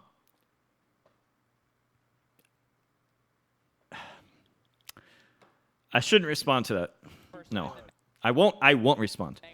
I won't respond. I'll continue analysis. Okay. And then he goes for a nair here to get extra damage. Rough roll. Rolling on floor, laughing, floor, laughing, floor, laughing, floor, laughing, floor, laughing, floor, laughing. Okay, I'm done. Carry on, everyone. And then he blings him. Stupid. So I've noticed that Zain really likes to pummel Mango a lot at the low damages, and Mango always like wiggles out. Like he does 2 wiggles here, and I'm surprised Zain's still going for it. It's probably a habit, but if Zain's habit stays the same, then Mango can just keep rotating the control stick when he gets grabbed and always escape this. Mango did that to me a lot when we were playing in matches in the past. I would try to do like pummels in situations that other people wouldn't wiggle out, and he would be like preemptively just rotating the stick early, just in case he got grabbed, because that beats the flow chart of mashing the pummel. And then that right here, he would have got out here, but in earlier interactions he did get out. And then you go for this. And I don't know why Zain sometimes dashes forward and sometimes dashes back, but I guess the result's the same, so it doesn't really matter here. And that's the guaranteed chain grab. You do this, and then Mango tries to SDI here. And right here you could up air, but here I don't know if I agree with this particular up air. I guess what Zain was trying to cover in case Mango tech rolled to the right. But by covering tech roll to the right, what he's actually doing is he's giving a weak up air here, which means Mango could probably crouch that, as he did, and now you're back in neutral. And now nobody has the real advantage. Like Mango could try to attack, but technically nobody has the advantage here. Both players can make their own decisions. Mango could go back up here or anything. So by Zain going for that up air to cover tech roll to the right, he's actually sacrificing tech roll left, and tech in place by giving it a weak hit, which allows Mango to escape the combo. So I'm not quite sure if that's the best decision or not, but just wanted to give some insight on how that interaction worked. And right here, and then of course Mango knows he's going to DI go. He has to DI away for the Ken combo because of course why wouldn't he DI away there? It's right here. Yeah, see he goes for see how Zain's covering tech roll right. But he gives up. He makes the left 3 options a weak hit. And right here, of course, Mango's coming down, just neutral interactions. And right here, forward air is actually, this is frame 4 forward air. For those that don't know, forward air comes out on frame 4. Up air comes out on frame 5. So it is actually 1 frame faster for the forward air to connect, depending on the situation. But in this particular situation, Zain also had the 50-50 of DIing, because if you look here, look, the forward air easily lands, but I think even he probably no guarantee would have still been able to mix it with up air.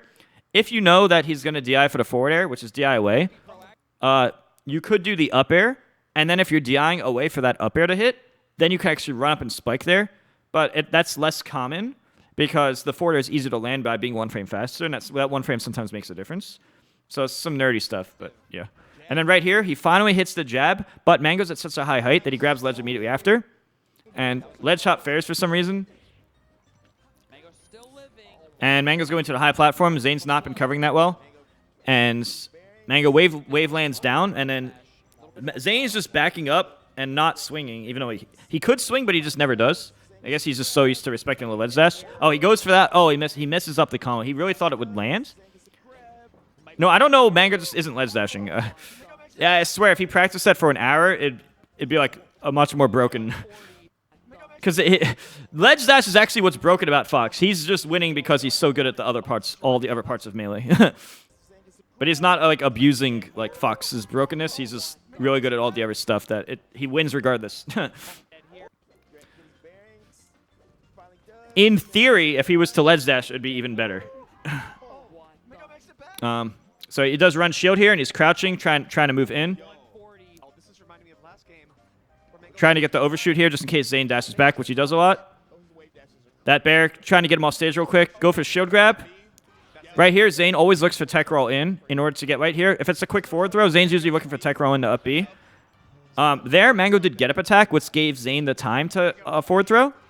See, look, when Zain's in the situation versus Marth Spaceys, and he's in a situation where he's not sure what to do, he always favors covering center because it's consistent. And so, like right here, he's looking for tech. Zain is definitely looking for tech roll in. He would up B if he tech rolls in, or he'll just do the center stage option because right here, if Zain dashes back, it covers roll in, but it also covers get up attack. So theoretically, if Mango was to choose regular stand up, he would be able to either get a shine, attack, roll, or jump, and would have been fine. So in this same interaction, assuming the same habits come into play, the correct response for Mango here, based on this mentality of Zain in this particular situation, was to stand up normal instead of get up attack. That would have left not enough vulnerable frames to get it up B. It would have been back in neutral, just cornered. And that's how that match ended. And now Dreamland again, because it is technically Fox favored. It's just for some reason Zain's way better than every other Marth on Dreamland specifically. And we're going right into Okay. this could be the last game. That's the thing I was talking about earlier. Remember in match 1 when I was talking about this? Yeah, I honestly, I want to comment on that. I don't know why Leffen tweeted that Mango's Fox sucks in tournament when Mango won multiple majors and 2 Evos with his Fox. It's like an objectively wrong statement, and that just doesn't make, that tweet just makes no sense. It just seemed like an insult for no reason. And it was not even like an accurate insult. It was just like, it was a lie. I don't know. Like, it was literally just a lie insult. Like AMSA beat Mango in pools because AMSA's really, really good. You know, they're both good, and AMSA being good and winning, you know, one good player beating another shouldn't be that surprising, right? So, okay, it's an upset, but whatever. I mean, AMSA's really good. And then Leffen tried to turn it into, okay, well, it's USA, so overrated. AMSA basically represents me, Europe, Japan. I mean, we should not be, it's for basically the seeding agenda thing. Oh, that's just my vibe. And then he was just like, I don't know. I'm not saying that's the thing. That was the vibe I got. That was like the first instinct I got. That like based on the way he was tweeting and the aggressiveness. And it was like, your Fox sucks. I'm like, how? How does your Fox suck in tournament if you win 2 Evos and multiple other majors with that Fox? That doesn't even make sense. That's objectively incorrect. It doesn't matter what your opinion is. That's not a correct sentence. No, that's an incorrect sentence. So it's mean and unprovoked and wrong. In all the ways it's wrong. Am I wrong to say, is any of the logic I'm using incorrect? I don't think the logic I'm using is incorrect. I think what I said is objectively accurate. I'm analyzing trash talk? I am analyzing the trash talk. It's just like I analyzed when I was claimed to be 2 tiers worse. I analyzed that and I decided I disagree with that. Anyway, no, I'm just kidding. Dark Cry Cowboy, thank you very much for the resub, Mew2king, and I do appreciate anyone who supports me. I'm just kidding around, guys, but I'm also not kidding. No. Anyway, back to the game before I get too distracted. All right, back to Dreamland because this is a good stage for Fox. It's just really, really good for Zain specifically. All right, so this is something Zain's really good at. Zain does this thing where, like, I don't want to make it about me, but I've been doing this since 2007 a lot. But basically, you jump here and you threaten fair. But with these platforms, if you jump, you could also double jump fair, wave lands, and then you get to mix up. Now you can mix up landing bear, landing down air, landing fair, or wave land in either direction. So that's what's really cool about those platforms. You jump, you can threaten the fair, landing wave land, or the double jump. And Zain's specifically been doing this one recently. Oh, but unfortunate for Zain, somehow the downer, unlikely, it center hits. See, doing 10 damage instead of 13, giving less hit stun. But Zain, Mango doesn't realize it happens in time and doesn't capitalize. But then, you know, random interactions. Mango predicts Zain to run away because Zain does the dash back a lot, and most Marths do in general anyway. Oh, but he gets some SDI away. Mango's looking for a spot dodge. It doesn't come out. He goes back to center. Mango could have actually crouch canceled Shine that down tilt, but he doesn't go for it there.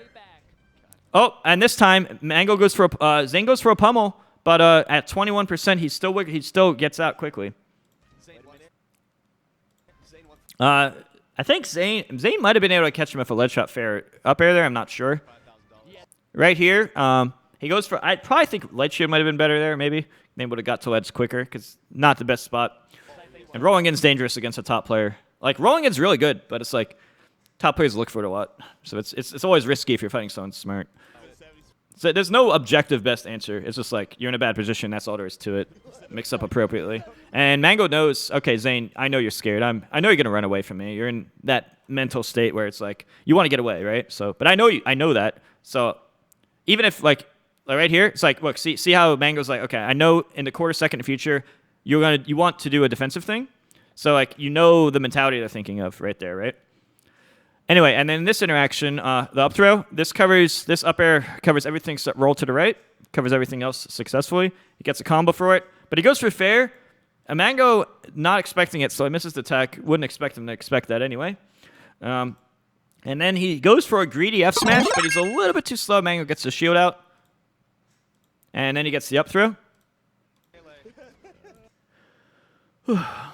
I watched the last 3 sets of Summit. To be honest with you, I didn't see most of Summit. I just saw like near the end. Thank you, Murphy, for the resub. Maybe happy to know that you tuned into the Summit and the stream notification. Maybe even happier. Rip Zain. I mean, I don't think Rip Zain is like the correct reply. I mean, Zain made a good $20,000 or so. I wouldn't really go as far as to call that a rip. I just call that a slightly smaller W. But maybe that's just me being optimistic. You know, considering when I won my Summit, I got 7K. I would say it's just a smaller win. But yeah. Okay, so right here, I want to explain this interaction. So right here, Mango's covering the tech in place with an aerial. Or it covers miss tech too. Yeah, I got 7K for winning my Summit. Yep. I had to beat Armada twice to do it. So right here, Mango tries to go for a dash grab to the left, but Zain buffers spot dodge. You can tell it's buffered because not only is that the obvious smart thing to do if you're going to do it, but you see the one frame of shield? That guarantees it's from the C-stick, pretty much. So Mango actually tries to do the dash grab, but he misses the dash back. And then Zain does the dodge, assuming the dash grab's coming. And then what would usually happen after that interaction is Fox gets a 5 damage shine. And that pushes Zain away. Or something like that. It's something not too far from that, at least. But that's basically what the logic behind both interactions on both sides. It makes sense. It makes sense on Mango's perspective, and it also makes sense from Zain's perspective.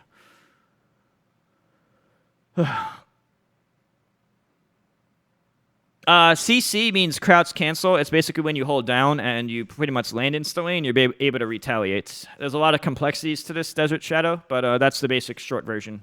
Yeah, I could write pages of like notes on the depth of crouch cancel in different scenarios and the different types of them, but basically it's when you're basically glued to the ground, you land right away and you try to retaliate, or you just don't get hit as hard. But as I said, there's a lot more. Summarizing it in terms of only that doesn't do the justice to the depth of it. But I could elaborate on, but I don't want to do it right now. I think I already did some of that earlier anyway.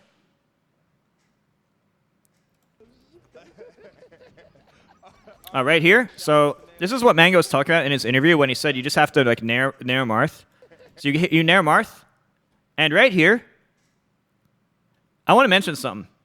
Some people don't realize this, but you don't have to be in a hit. A lot of people don't realize this. You don't need to be in a hit stun in order to be guaranteed. Right here, I think Zain is out of hit stun around here. See how he's tumbling? I think Zain is out of hit stun before the Shine hits him. However, the Shine hits him within a window faster than the forwarder comes out. The forwarder comes out on frame 4, and Fox has a frame 1 invincible giant Shine. As long as you're within that 4-frame window, you could be even like, he could be out of hit stun by like 3 or 4 frames, and it could still, depending on the situation and details of the situation, it could potentially still be guaranteed. So if you go for the Nair and you're like, oh, this might not true hit stun combo, it doesn't necessarily matter because it cannot be a hit training mode combo, but it could still be guaranteed. A lot of people don't think about that, but that's a very big part of top level optimized Smash. And right here, this is an interaction where actually the optimal play here would have been to ledge roll. But Mango was so sure that Zain was going to do this early up B because Zain was thinking the ledge roll was going to happen, right? Because Zain realized he wasn't going to make it. But there was always that like 20% chance he might make it, right? So Mango knew that he could just do the bear here. However, I do want to also mention and show that ledge roll was objectively better. But I want to explain on both sides the logic. So right here, basically, it wasn't totally obvious if he was going to land. Like, like for me, I could tell I'm going to die. But like, if he was just a little bit more upright, it would have been he would have been living. And to be fair, especially in the moment of the battle, you're not thinking of like, or you're not always going to be 100% sure. So when in doubt, this bear is safe because this bear kills. But if Mango's wrong, he's still totally fine. Objectively, if we're talking about optimized play, the ledge roll is the best. And even if you ledge roll, not only do you get an instant kill edge shot at any percent that it would have been, but you can also get a guaranteed grab, guaranteed up smash, or guaranteed whatever hit you want before Marth can do anything about it because of his 30 frames of landing lag on stage. So ledge roll was the best option, but what Mango did was the second best option and was also good enough in this scenario, is basically the summary of that scenario. I've also seen the same scenario happen multiple other times, but that's the logic. As for Zain, Zain's always primed for covering not getting edge hogged in that particular situation because he thought ledge roll was coming. So if Zain wanted to adapt here, he would have to predict that Mango was going to do the bear, and he could have just went low and just done an up, waited a bit more to full commit to the up B in this spot, avoiding the back air, and hoping that Mango didn't press ledge roll. But ledge roll would have covered every option here. So I'm just wanted to explain all the aspects of this so it makes sense to any viewers watching. This same interaction happens over and over, so I'm not in the future, so I'm not going to like go over the future ones in as much detail since it's the same thing as I'm describing now. What I just witnessed, I just watched Mango play that stock, and I feel like he's just playing, he's just pulling. And the downer, Mango's really good at doing that downer here, and as you can see, even though he messes up the Shine combo here, Fox being close to Marth is still Fox's favor. Oh, but he messes up. Mango did that up air. He was trying to do a running up smash. I'm almost positive. Oh, no, sorry. He was either doing a running up smash or a Shine short hop near. A short hop up air is one of the combos he does. Shine short hop up air. But he expected the Shine to hit first off. It didn't. And then not only that, but he meant to do the short hop, Shine short hop up air as a combo. And I think, this is either a Shine up smash or a Shine short hop up air. It's one of the two. But he accidentally full hopped instead, which, you know, the mistakes happen. This is how it happens sometimes. Right here, Mango knows that Zain's... so right here, Mango's like, oh, crap, I messed up. So now I'm in a bad spot. I'm on the platform, right? So he's thinking that, right? But then he knows that, like, of course, you know, Zain has center. Of course he's going to swing here. Why wouldn't he? You know, why wouldn't he swing here, right? So, of course, you know, maybe short hop, maybe full hop, whatever. But Mango knows, okay, well, there's a very small chance that Zain is going to think that I'm going to be moving over here. So I'm going to take this route to escape. I'm going to take the outer route. Why? Why would I take the outer route, even though it corners myself more? Well, because I think Zain's not going to cover it. So I don't think Zain's going to swing here, and he didn't. And so you take the unexpected route, and now you lands. You didn't... I mean, he still could have, to be fair, he didn't have to be in this situation where he's blocking that fair. But from moments prior, by avoiding the first fair, like from right here, he could have ran under Zain. Like he could have landed and then just, you know, got under him. But he chose to just do that instead. And then he's really good at doing the overshoot because he knows Zain likes to dash away. Not to mention, even if Zain did a different button, like if Zain did like a down tilt or a jab or something, it's still like crouch cancels that. So it's still really good for Fox to like make these reads where you like the risk reward of Fox doing like, oh, I'm just going to like wave dash out of shield.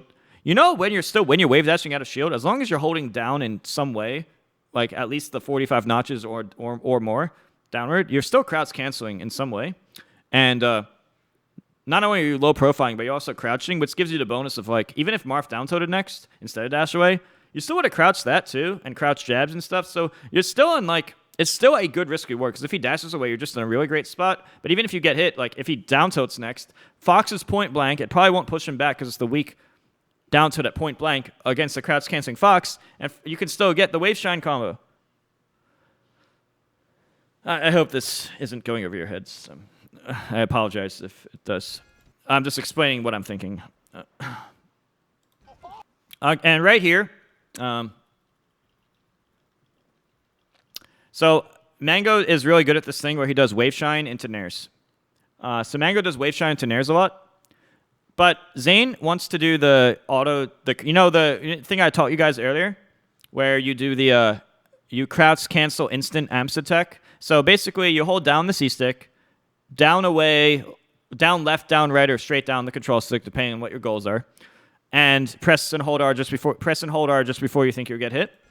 That can cover, it can tech roll in case Fox does up smash, and it can sometimes, depending on the percent, amps attack in case of the nair. However, I think Zain was looking for the up smash here, which is why he did it at that percent, because you can amps attack the tech roll at like 0%. Tech roll, tech down, maybe even tech down, reverse the situation. But Mango, he did the crouch cancel, but he didn't get knocked over like he expected, probably because he was expecting up smash, or thought maybe the nair would knock him down then.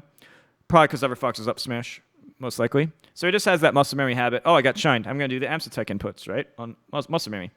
And then now he's doing the spot dodge. And the reason he's doing spot dodge is because if the amps attack option, when you hold down the C-stick, see, by holding down R and down the C-stick, you do the buffer dodge. But those are also the inputs you need for the amps attack. So it's like the same input. So if the plan A doesn't work out, the plan B is you do this ugly-looking spot dodge that makes him look like a scared noob. But it's actually for the reasons that I'm saying.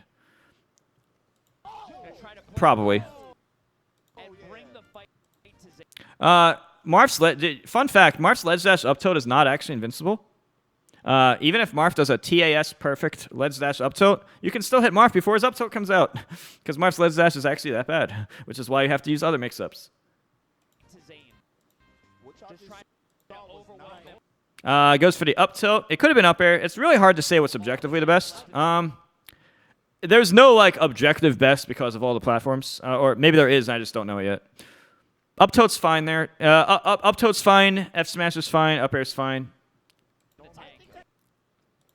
How many frames is up tilt? It hits on frame 4.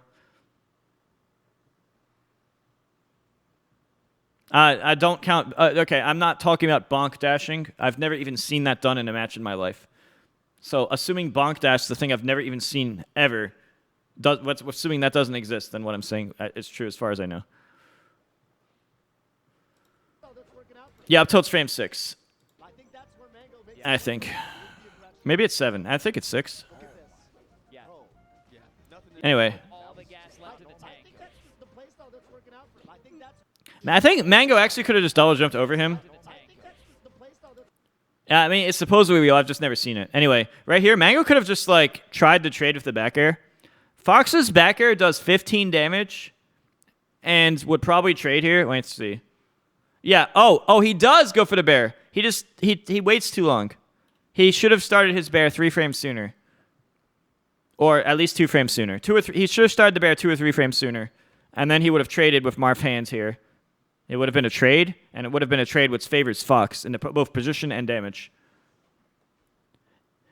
TAS, ECB manipulation, yeah, which explains why I've never seen it in a match. Stuff that doesn't actually matter in tournament.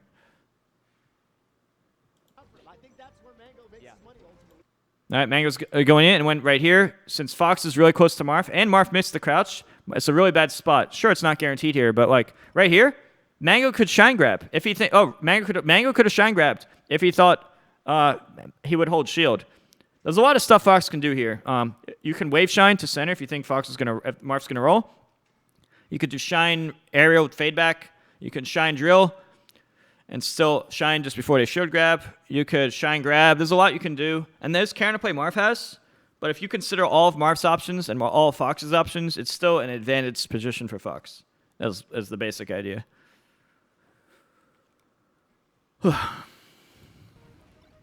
And I feel like, even though, like, Foxes should probably stop. If Foxes want to fight Zain better, they need to stop doing this shine.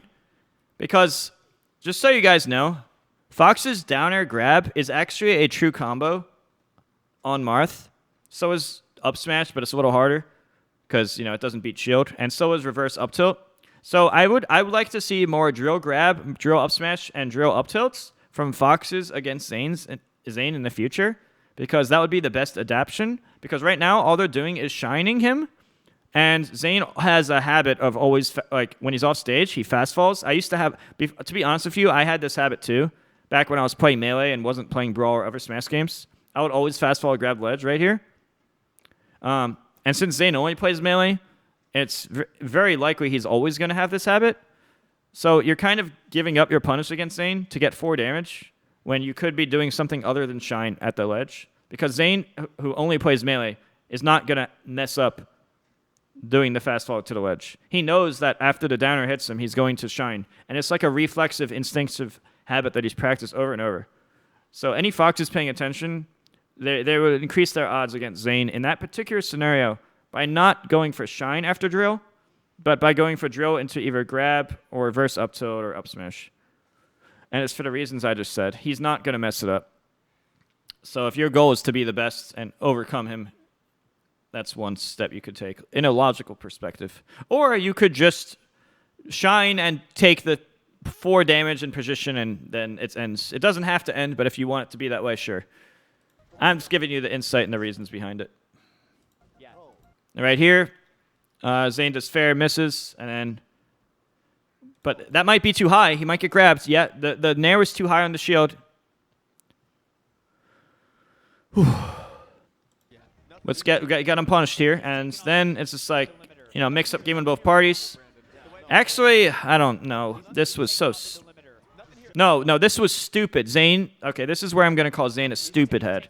So right now, I'll explain why Zain's a stupid head.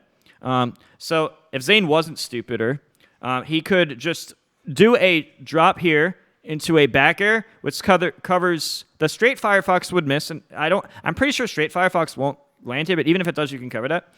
If Mango does this Firefox, or this Firefox, this is the steepest, this is the lowest one you can do, this angle, and this is the highest he can do, this angle. Those are the two ones he should mix between to try to live, because those are opposites, and opposites complement each other, because it makes it hard to cover both. However, you can cover both by dropping off ledge right away, positioning yourself around the air over here at a certain position here, and covering a certain backer at a certain spacing, as close as you can get to him, the right timing and spacing to cover both angles, and you can actually make sure Fox dies guaranteed. Instead, he didn't have faith in himself, and then he had to settle for less, which gives Mango more opportunities. Sure, it ended up working out, but it easily could have not if the different decisions were made. Just because it ended up working out doesn't mean it was the best decision there. And so that's why I disagree with the decision. It was guaranteed. It wasn't too hard, but he didn't take it. Right here, Mango cannot go straight. As you can see his position, if he goes straight, even this wall, which normally is an easy wall to ride to go up, he'll be slightly too low. And from here, this is a big advantage position, but when you consider all the mix-ups that are possible on both ends and human error, he's in a much better position now than he was there. This is not guaranteed. It still works out, but the end doesn't justify the means, in my opinion. It was still, what I said was still better. And I'd explain the reason why, and I'm pretty sure if Zain watches this and understands my logic, he'll agree with me, at least in this particular scenario.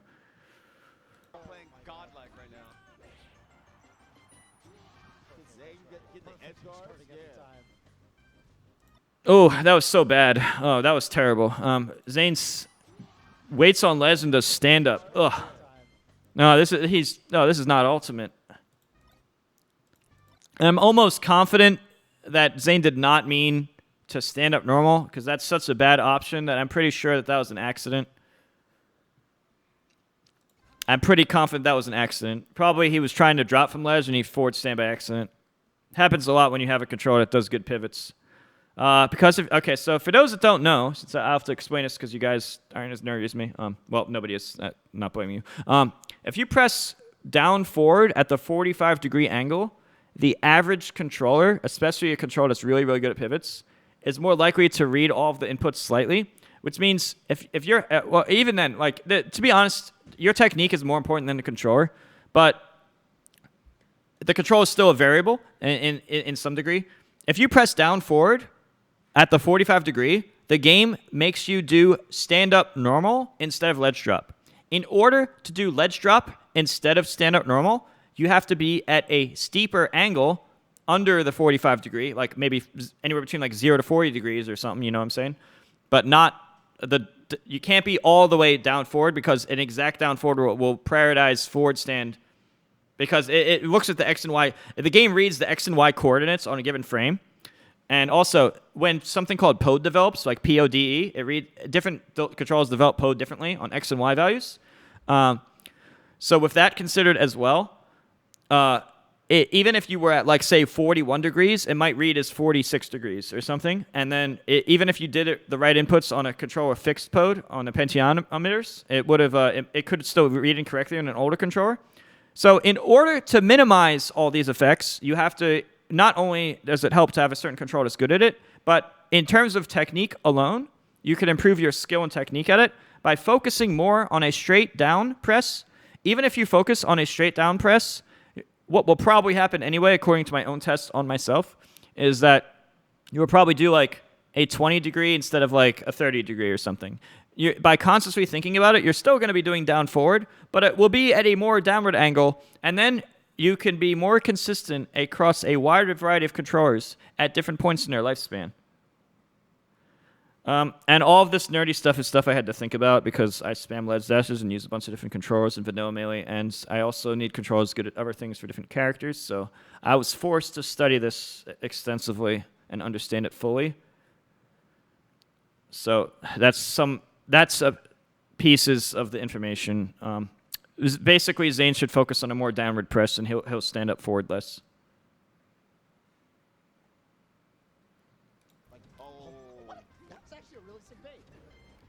And he gets the bear, and then he's dead. And Mango could have either ledge rolled or did that bear.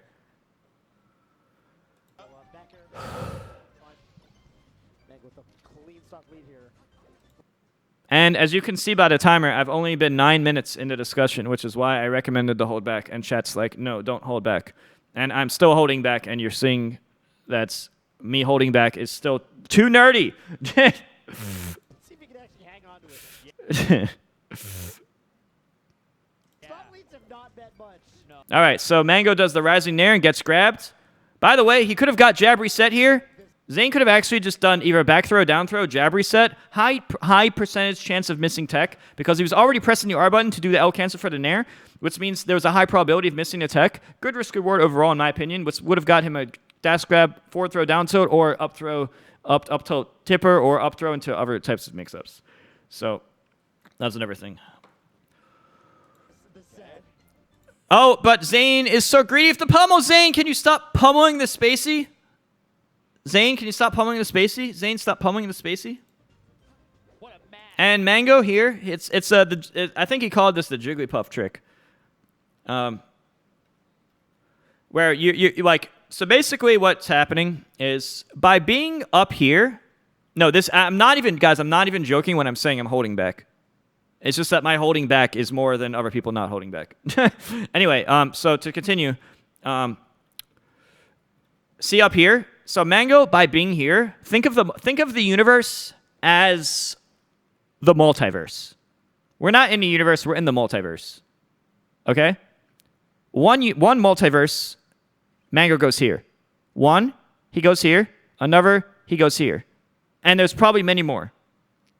Now, by being up here, the multiverse can be extended into different possibilities. This is a possibility. This is a possibility. Possibility.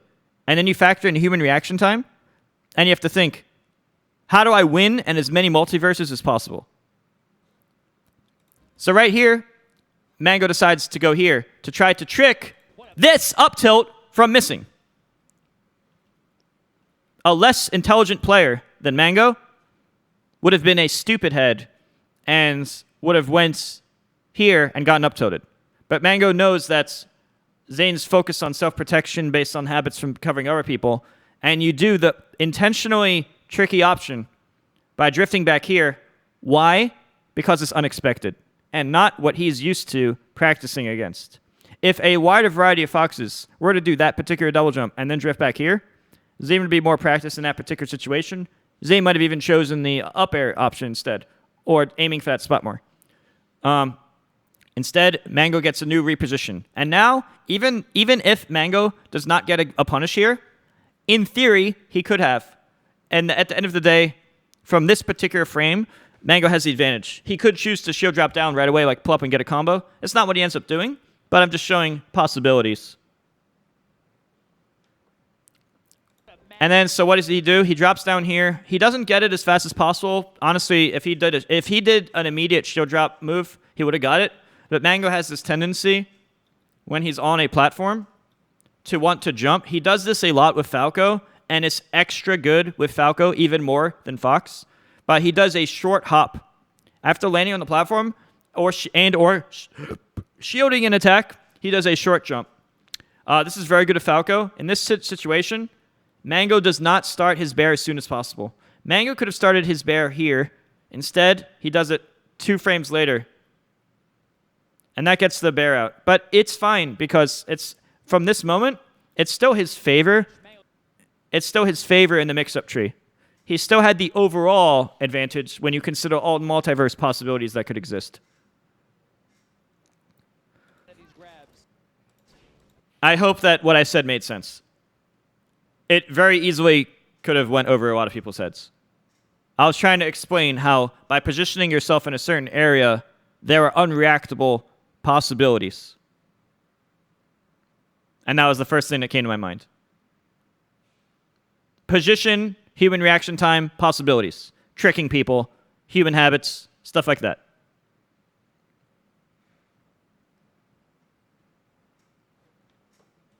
I tried to explain it in a way that could make sense.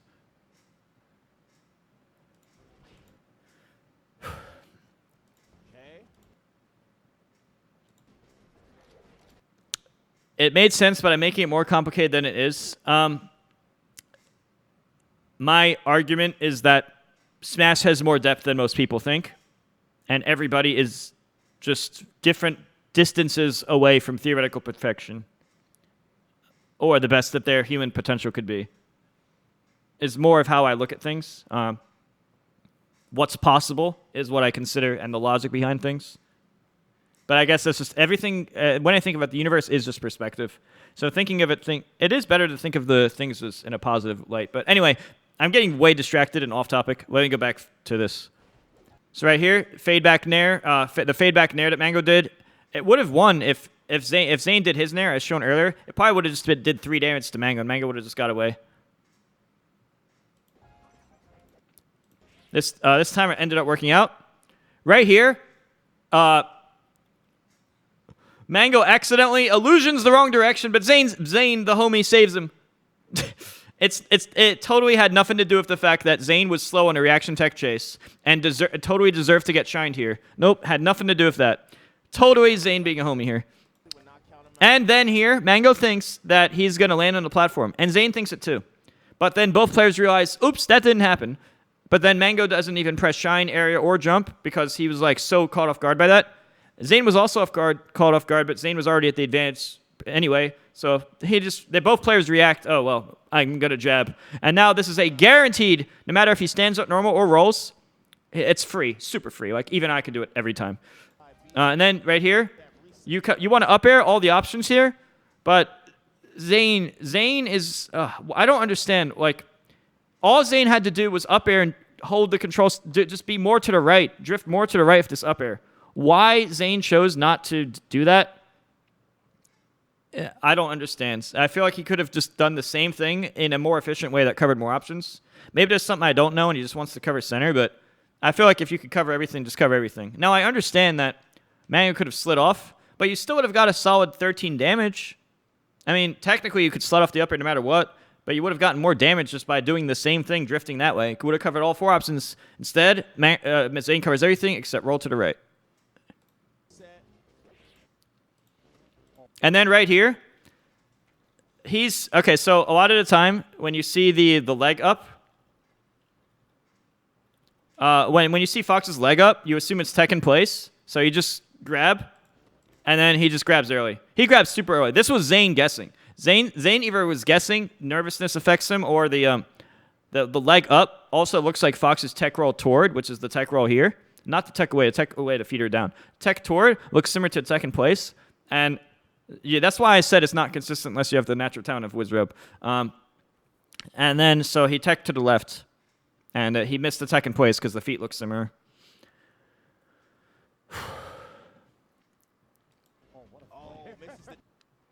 And right here, Mango's really good at this. He'll overshoot you, or he'll aim at you. He'll either aim at you or behind you, right? And he's really good at that. But then if you try to go over him, this is a really advantaged spot for Fox. Like, yeah, sure, Marth can do things like counter or a downer at the right moment and stuff. But when you consider the risk-reward ratio and how much damage these options do and the likelihood of them landing compared to Fox's bearing at any moment, Fox's bear is just going to win that interaction most of the time, on average.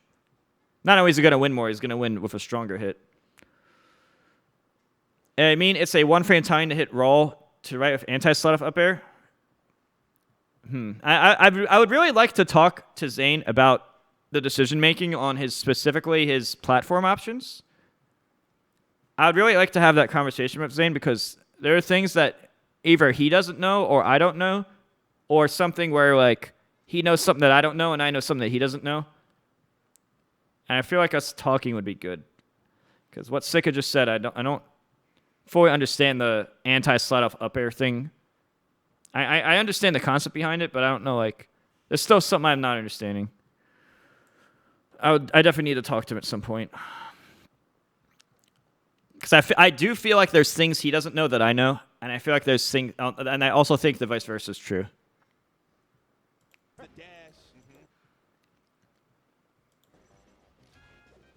And then the basic aerial, dash away, dash stance, grab. Pretty basic stuff. Beats them just aiming at him.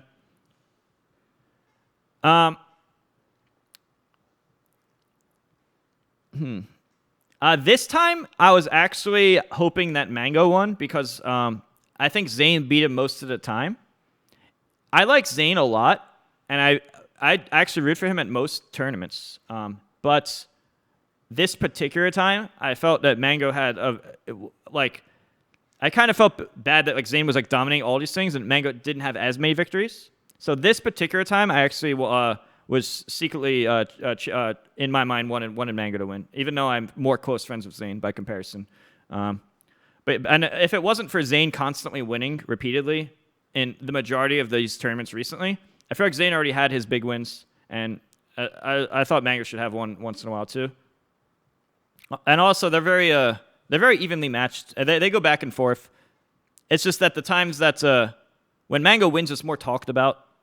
But Zain has many victories too. But I honestly didn't really care. I didn't care too much. But I was watching the game because it's fun.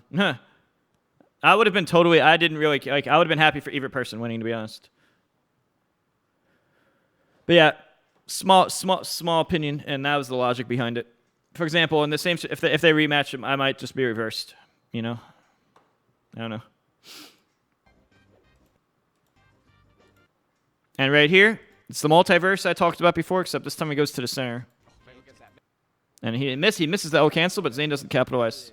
Or maybe he does L cancel. Then he fades back, tricks him. See, if you do a fade back aerial, they're more likely to miss their dash stance grab. So, see how he's fading back the aerial? Not a super fade back, but some fade back. By fading back, he's far enough away from the grab. Now imagine if Mango didn't fade back, and he would have been over here. He would have been in Marth's arms.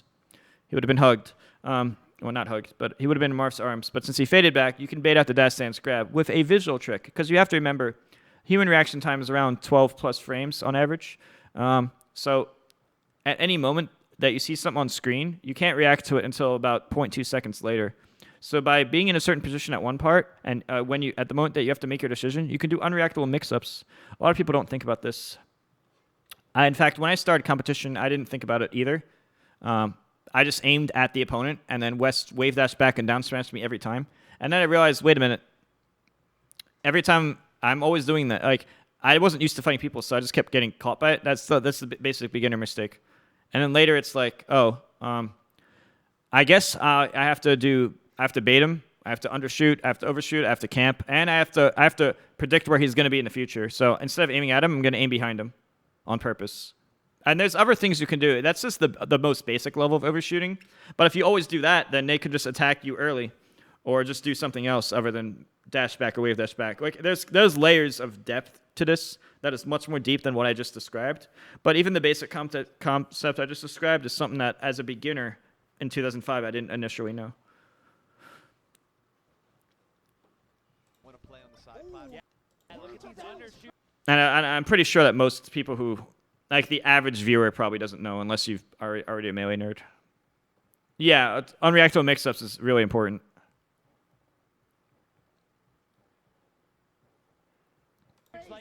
Yeah, when I started, I couldn't beat dash back or wave dash back, and I just got 3 stock by players who just dash back and wave dash back until I realized, oh, undershoot, baits, overshoot, and all these other advanced things that are even more advanced, less obvious mix-ups to that. But the basic concept is still very important. Even like nowadays, like simple stuff like unreactable undershoot, unreactable overshoot, and mix that up with aiming at them, and then all these other baits where like you jump at them, but then you can wave land back, or mix up drift here, double jump here, delay this here. There's so many ways to like player versus player type of stuff as well.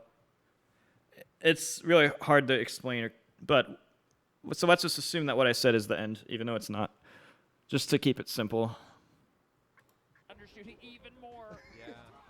Right there, he tries to drop in, but he says no. That is the second time. He evades it, but then he's like, I don't want to get hit, and then he F smashes, but Zane's always shielding that.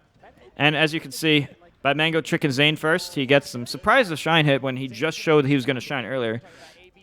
So he just did the same thing again. It works. See right there, that's what I meant. Like unreactable mix-up. It's like, okay, well, look, I'm here. I'm gonna have lag, but look, it's like you're thinking, oh, there's gonna be lag.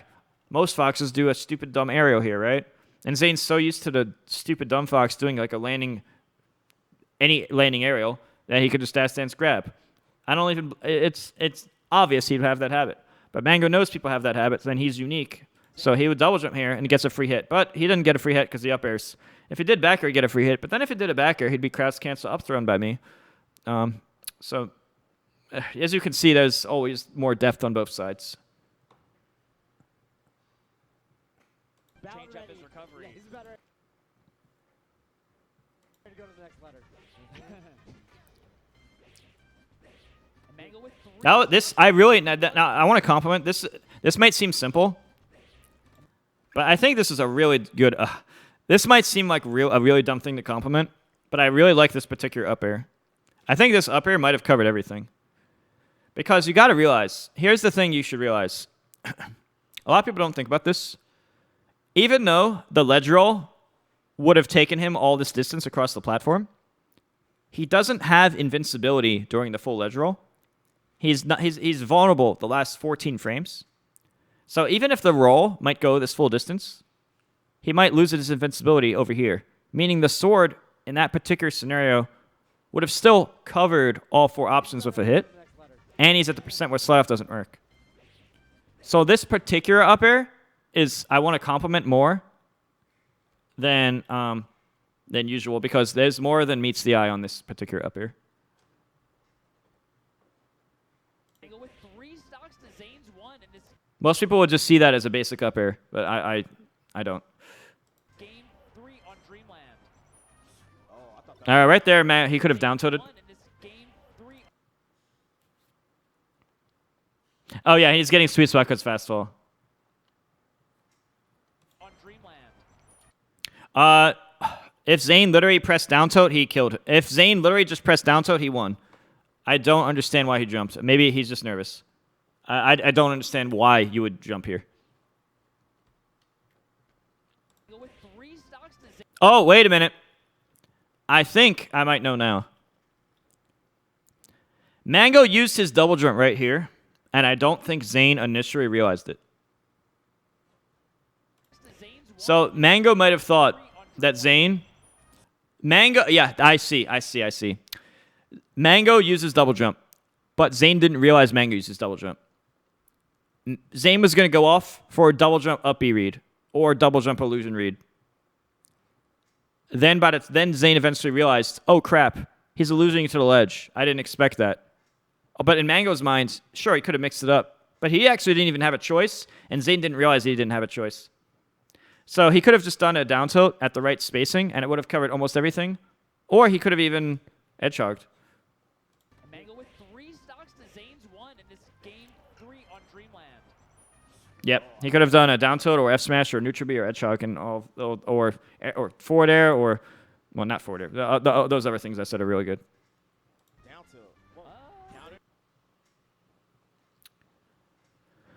tilt. Right here, Fox actually has, he can mix up illusion cancel, and up B. You can still cover it, but it's harder. So run off illusion. So right here, Zain would run off.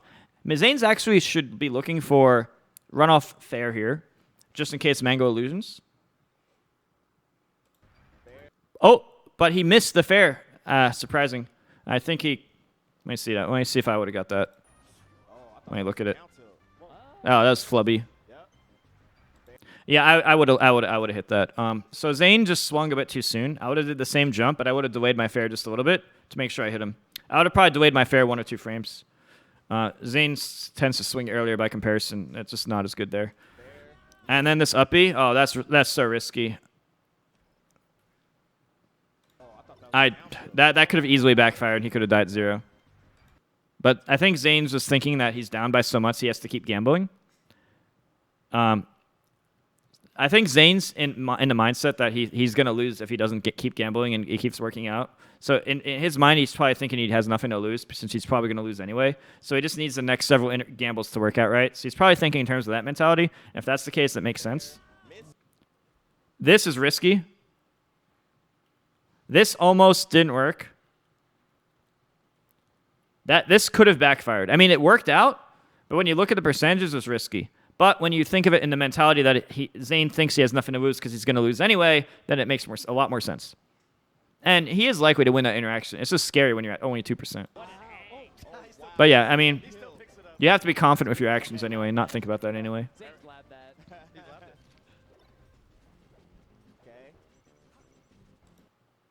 Normally you could dash dance grab there, but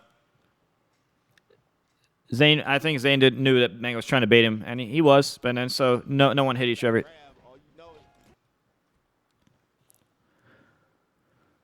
Whew.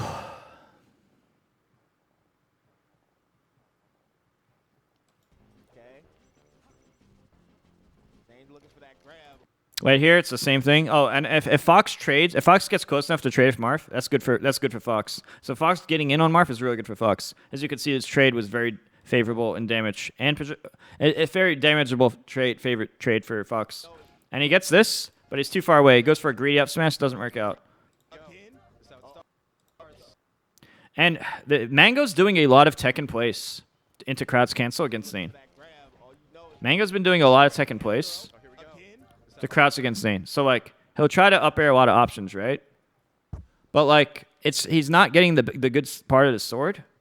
And by not tippering, you get no follow up. See right here, right now it's back into neutral. Even if Zain wins the next interaction, that still has nothing to do with what I said prior. But see, like right now it's neutral. Mango has a multiverse of possibilities now. What do you mean it's punishable? Oh, Mango failed the dash, yeah. Say, Mango goes for that greedy. See, Mango's so used to... This makes a lot of sense from a Falco perspective, but check this out. So with Falco would have jumped higher. Falco probably would have jumped over that up tilt. Because Falco's jump squat's slower by 2 frames, but Falco also jumps higher, and his falling speed acceleration is slower. When you combine these 3 factors together, you see that that's 3 separate reasons why he would be in the air longer. And then he would have jumped over this up tilt. And by jumping over that up tilt, he would have got his own combo started. It's a Falco habit Mango has because it works really, really well with Falco. It does work well with Fox, but I'm explaining some reasons why it's probably more working with Falco. Yeah, I don't agree if the Zane's been doing those up airs that Mango techs in place and crouches a lot. That's been a repeating theme just in these 3 games where Zain does the up air, Mango techs in place and crouches. That is something I noticed. It's been such a dominant game for Zain. Oh, see right here, he tricked him. This is like stuff that most people aren't even gonna do. Like people like Mango and Plup might do it once in a while, but like it's just tricky stuff. Like look, wait, who like look. See this air dodge? Look at this. No, most people are not doing this. And he doesn't Mango doesn't even gain that much off doing it. Technically, it's a big risk. Yeah, no, it is okay. It is great that the late ones. I do agree, fuzziness, that it is great. But like most people aren't going to do this. And in order to beat that, you kind of have to like swing early or swing late. But if you do the stuff that's going to beat the normal falling aerial, then this mixes it up. Yeah, you land and get your jump back. And now you can mix up. And look, he got a punish from that. Plup and Mango seem to both do this, and it's really good. It's been such a dominant game for Zain. And then look, Zain thinks he can up tilt again, which I don't really even blame him. I mean, against most opponents you can. But Mango did a quick show drop attack. Mango, that I forgot that this could be the last game of the tournament. Right here, Mango knows that he's in a scared mindset. So he's doing things that are taking advantage of Zain's mentality. I don't want to say like Mango's thinking of like Mango's trying to think in terms of the way Zain's thinking.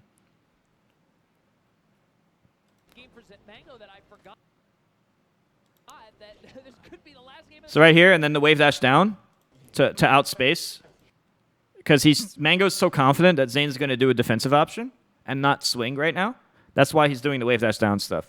Technically, the act of just wave dashing down stuff like this by itself isn't safe, but you can do things like that if you're very confident your opponent is in a certain defensive mindset, because it allows you to get superior repositioning into the most ideal fashion that you want.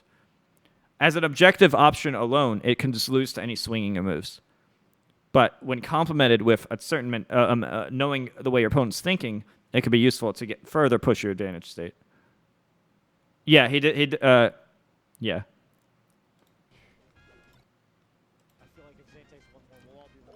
And then when Fox gets close to Marth, it's a big advanced state. Right here, I'm surprised Mango didn't forward air. Yeah. I mean, I guess up air makes sense. I mean, it still worked out. I don't know. It's hard to say. I mean, like, up air's fine, but, like, do you think forward air would have landed? I can't tell. I can't tell if Mango did full hop fair, I don't know if it would have worked or not. Do you think forward air would have hit? Fox and Falco's forward air is actually a much bigger hitbox than people think. Yeah, I'm thinking it probably would. Yeah, fuzziness. I also think it probably would have missed. But it was, if he was like, let's just say Zain was slightly more down left, up air still would have missed, but forward air would have hit, right? You know what I'm saying? Like, what if Zain was just like, just slightly, like you click and drag him a little bit down it? Yeah, forward air does give nothing. It is true. I don't know. And then technically, Zain could have just drifted that direct to the right and just fared, or, for example, but he jumped up here. And Marth doesn't really have a good down air, so he gets hit. But we're also in Dreamland with the high platform. But Fox says, I don't care. Up air, up smash. The risk reward is broken for me. I'll just go for it. Whatever. Where it works, I kill you. It doesn't work, whatever. Stream the Tokyo 2020 Olympic Games on NBC Universal with YouTube TV. For dinner made fresh and delicious, Wawa's got you covered. Enjoy dinner your way at Wawa. It is? Yeah. By the way, guys, if you enjoy my stream, don't forget to subscribe to the channel, follow my YouTube, and if you want if you want to get real good at Smash, consider signing up for my coaching, !coaching in Twitch chat, or metafi.gg. It's also in my YouTube description and my Twitter bio, and pretty much my bio of like all social media. You can just Google it. All right, now what we've been waiting for, the FD games.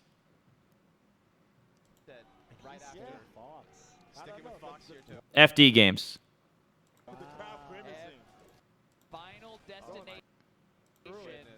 So Mango's game plan seems to be to get Zain to swing and miss. And by Zain swinging and missing, Mango can further and further slowly get the advantage in position, such as cornering him. Mango also said this on an interview. You slowly, by making whoever swings first and misses, they might not be at a tremendous disadvantage, but they are at the very least at a slight disadvantage. You might not get hit directly, but you eventually run out of stage. You're not on the home run contest. You can't back up forever. You're still at a small advantage. Mango even said in an interview he purposely was cornering Zain. So dash stance, corner Zain would miss, and then Zain would keep running out of stage. And then all it takes from there, one good interaction can get Zain off stage. Nair shine, bad, horrible position from Marth. Stuff like that. Thank you, Chris M. Yash, for the resub. MTK pounds. All right, so he evades. He gets Zain to swing and miss by being close enough to threaten that, hey, I might attack, but I also might not. And Zain's like, well, just in case you attack, I'll make a wall of attacks because it's consistent. And this is another instance of Zain is like way too good at fast fall grab ledge. So look, Zain is always gonna do this. Like, this is why I'm being like, I don't know about these shines. He's literally gonna do that 100% of the time. Zain always assumes he's gonna get hit by shine because that's what everyone does. He's played so many unranked foxes that just is gonna do shine after the aerial. He knows he's just gonna always have infinite practice at fast. All he has to do is fast fall and then release down. Oh, I got hit by shine. When I'm off stage, I press fast fall and then I release down. I used to do this back before Brawl came out. It's when if you're used to melee alone and you fight spaces all day in tourneys, you're gonna have this habit. What I'm saying is the foxes should be doing something, not shine. Maybe hit him with a move, then reverse up tilt, or just something. You know what I'm saying? Otherwise, you give it up at 4 damage. Now I get it. Shine's by far the most consistent, easiest to land. But as you can see, you're consistently only getting at 4 damage. So it's worth thinking, is this really what I want to do?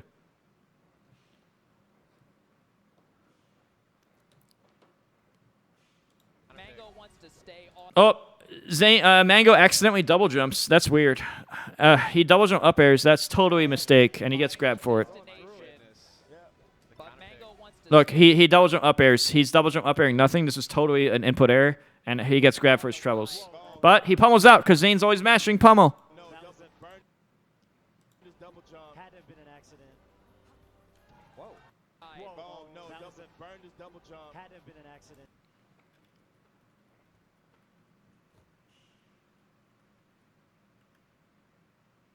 Let me see this 1 second. Zain is doing walk forward grab. And because Zain did walk forward grab, and Mango either did no DI or slight back DI, hard to tell which, the walk forward made the miss DI or made the slight forward DI, slight back DI miss. Also here, he didn't crouch cancel the bear. And by not crouching that bear, it leads to a situation where he can die. And he did.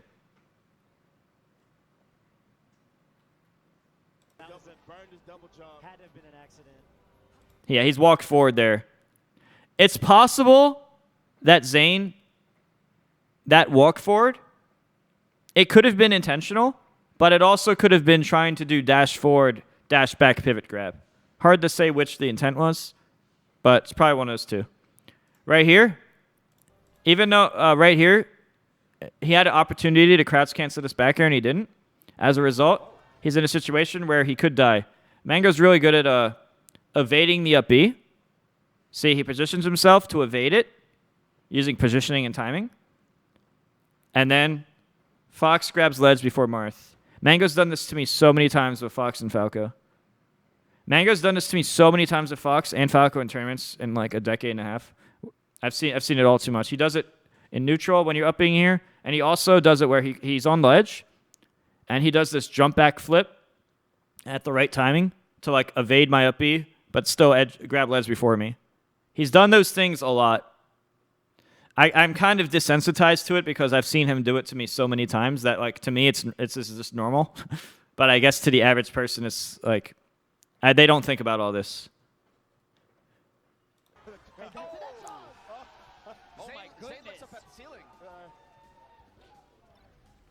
Let's see here.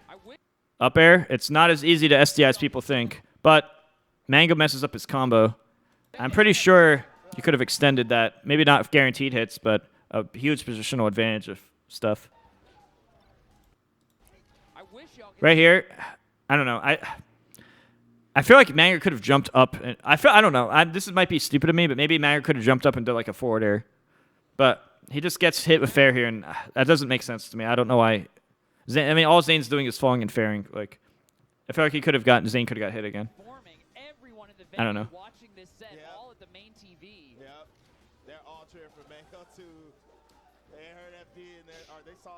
This is what I mean. Look at this. This is exactly what I mean. Zain misses. Mango knows Zane's going to swing and miss and keep cornering himself. So look, now Zain cornered himself. And sure, now Mango's optionally cornering himself, but he's still Fox on a shield behind Marth. It's not really bad, and Mango put himself there on purpose. So it's not like he had to do that. Mango wanted to do that for future planning reasons. So at the end of the day, you saw he pushed him to the corner. So by making him swing and miss, if you play the long game, then you have the advantage. If you play the short game, then you run into Zane's moves. But if you play the long game, then you push him to the corner. At least that's how this interaction worked in this matchup from these two players. Mango also mentioned this post-interview. And as I said, Zain won this interaction next, but that had nothing to do with the fact that Zain got pushed to the corner. That just happened to do with unrelated interactions that happened after.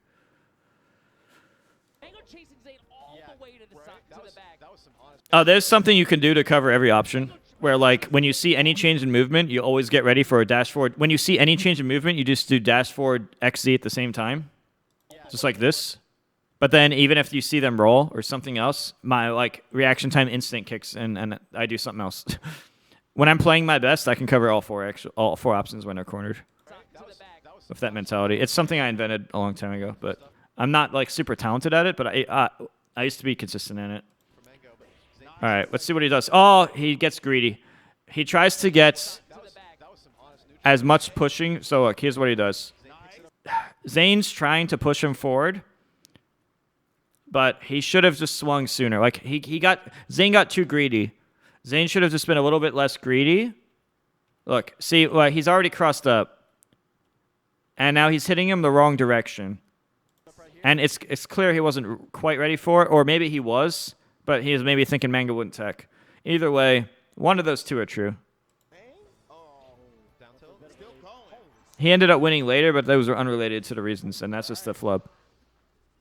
Tie game, 3 stocks apiece. A little bad ledge dash. It's hard to crouch. I'm not even sure if you can crouch that percent. But the up air is really good against crouch cancel. I don't know. All I know is the up air is pretty decent against crouch.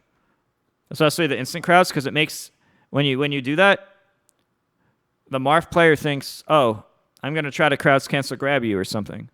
But then by mashing crouch cancel grab it and not working out as you intended, you always do the accidental get up attack, and then Mango knows that because if you have experience playing this game, you just know that. Then you get up aired again. And right here, it's actually not the best spot. I had a feeling Mango put himself in a spot where Marth can just jump. See, like, I don't know about that. I feel like Mango putting himself there, by Mango going this low, he kind of gave Zain an easy escape route. Like, if Mango was to go here, and then ledge dash on here, and then bear this spot, that would have been perfect. So if Mango went here on purpose to make Zain think going high is the logical escape route, but then Mango did, like, the ledge dash that, like, me, Plup, Cody, Leffen, etc. do, and then put a bear around this spot, that would have been perfect. But since he's just doing jumps in the ledge and not ledge dashing, it's not working out as well because he doesn't have enough frame advantage. It forces him to have to block an aerial, and then, the rest, how it goes. What in the world? Double jump, falling nair. Oh, that stanky leg. Oh, yeah, to mention this. So here, you do the crouch down smash. You have to actually be in a missing the first move. So he had to be hit out of his... I think he had to be hit out of the normal stance. So when you normal stand, I think the last 4 frames or so you can get hit. If you get hit in those frames, you're in the half-powered crouch cancel state, which is actually what you want against Marths up B at 0, because it allows you to full crouch here. But Zain is like the best Marth in the world at teching the wall alongside Forest. But then Mango, for some reason, doesn't crouch the next hit. I think Mango could have actually crouched F-tilt angle down or crouch down smash or crouch down tilt there. But he just didn't. Oh, I mean, maybe he got Sakurai angled. Falling nair. Oh, that stanky leg. Okay. Yeah, no, he didn't crouch this one.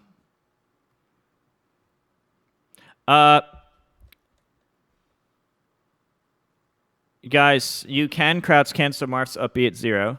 You just have to taunt or miss an attack first.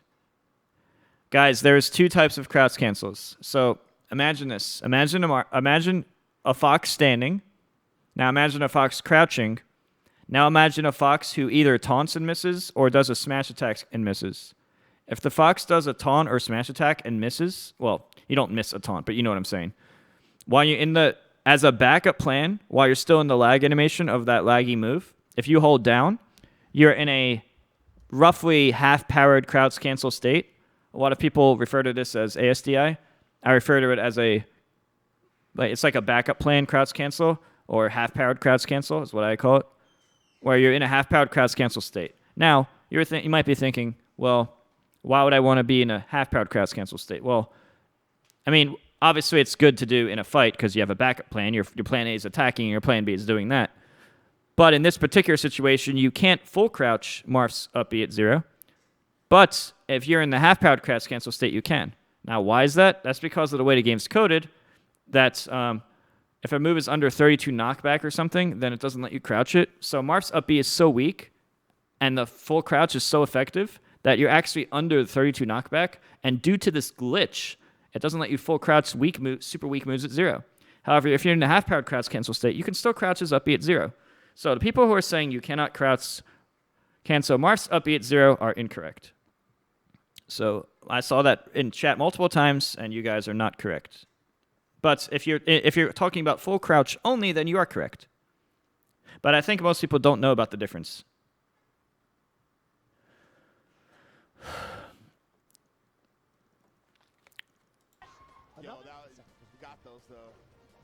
Oh, that was a really good up air here.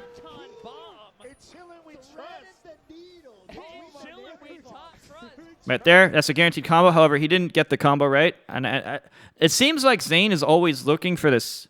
See how he's doing the dodge? I think that's in case Fox is slow, but it's also in case Fox does running up smash.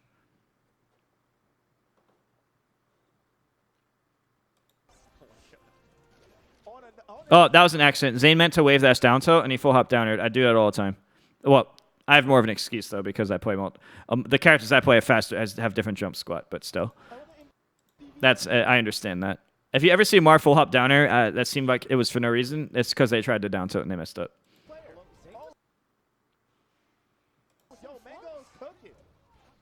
Oh.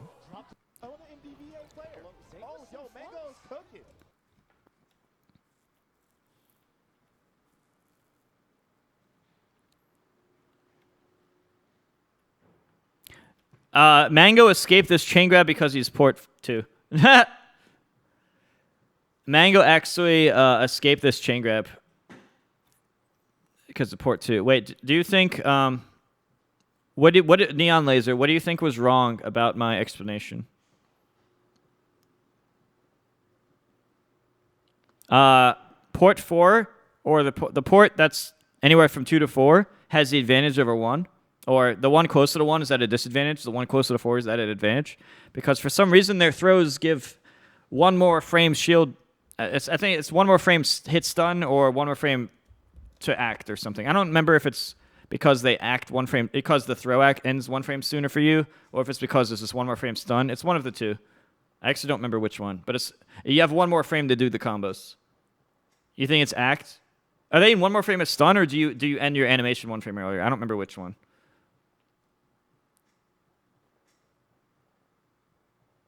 I don't know. Every throw is like this. I don't know why it's like that.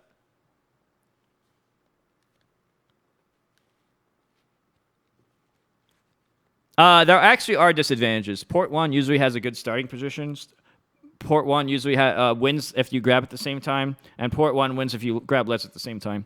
So Port 1 does come with its advantages.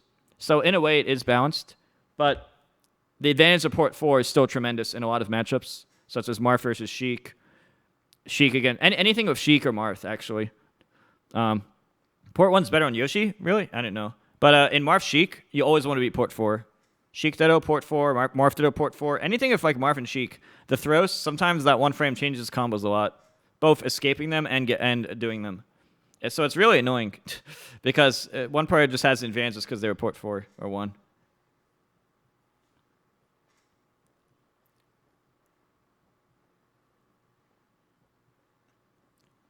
Yeah, I don't know. I don't know.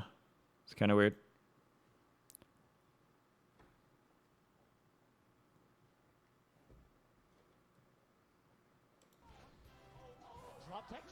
Chain grab, sorry. All right. But wait a minute. Easy chain grab.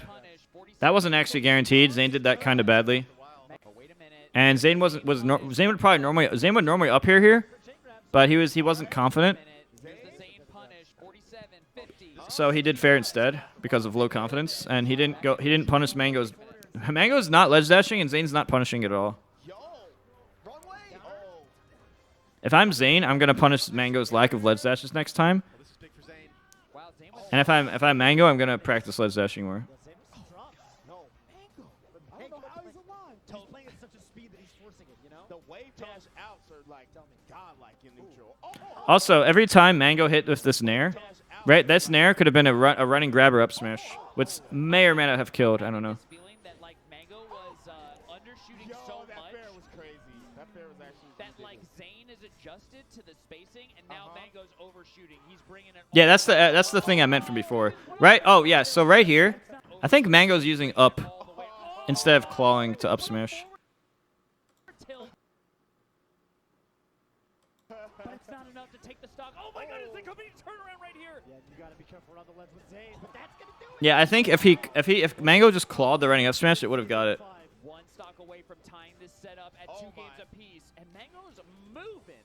Again, Zane's nairs are not working out. Mango's always DIing it back. He's going crazy right now. Oh, the wave dash out, bro. Zane's looking for a grab, but Mango is just making it really hard. He's just not playing predictably at all. Jumping over, moving under, sliding around. The wave dash is Oh, this time Zane spaces around it, but reaction tech chase is not as real as people think. Mango could have just shined him and did a flow chart which killed him. But Mango didn't shine there for some reason. The Firefox combos into the shine. Might combo into back air too. Jesus Christ. Oh, okay. This could be the last stock. Never forget. Guys, Oh, yo, remember wow. what map we're on. Remember what map this is. This is Final D. Wait, Zane runs under him this time. Instead of dashing away, Zane saves it to the end, where he dashes under. The dash under is good because if you think they're going to overshoot, aim at you or overshoot you, because it goes under them. Thank you, Never Say Yes, Twitch. Hi, it's been 30 months, and I keep saying sub for even longer. Hope I'll be able to see you play in Never Tourney. Thank you very much. Thank you very much, Never Say Yes, Twitch. Most people don't have the natural talent. Reaction Tech Chase involves a higher level of natural talent in order to be as good as people think. Not everybody is going to peak at the same level. You should definitely try your hardest to see what your individual peak is, but not everybody is going to peak at, like, if you're expecting to get to Wizrob's level of hard work alone, then good luck. I tried, it didn't work. Thank you, Jim Basco, for the tier 1. Thank you very much. Yeah, if you guys enjoy my content, I would appreciate any support, whether it's a follow, sub, Twitch Prime, signing up for my coaching on Metafy, metafy.gg, stuff like that. Fuzziness, not everybody can do it. I think it's also important to understand what you as an individual are like best at. Like, it would be stupid for someone like me to try to play like Wizzy. when he's clearly better at it. Just like it'd be stupid for other people to play Edgeguard-based style when they're bad at it. Like, everyone has their own things. They're things that they're clearly better or more talented or higher peak at than others. Yeah, but fuzziness, I can't do it. Yeah. Thank you, Vexos, for the Twitch Prime. Oh, I can reaction text chase Falcon consistently. I just can't do it on Spacies consistently.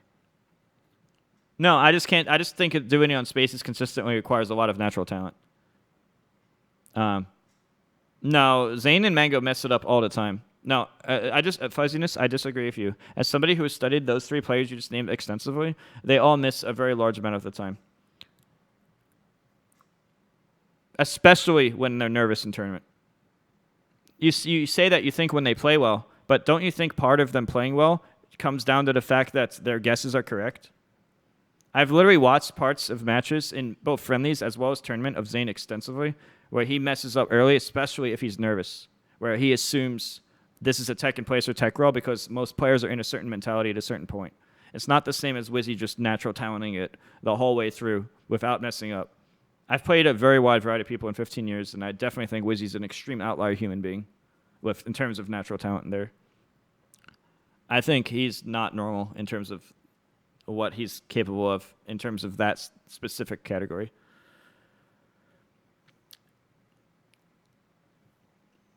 I think there's more guessing going on than you think.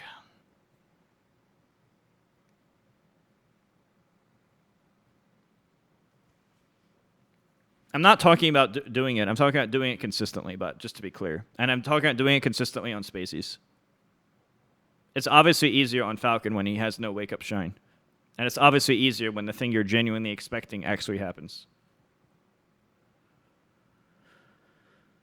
Anyway, gotta continue.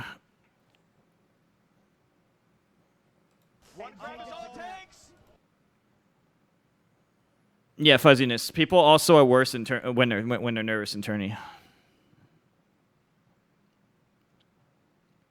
This could be the tournament. This is Final D. One crowd is all it takes. Right there, Mango could have shined him. This is Final D. One crowd is all. See that double jump? You see how right now they're in stun, and the next frame there's a double jump.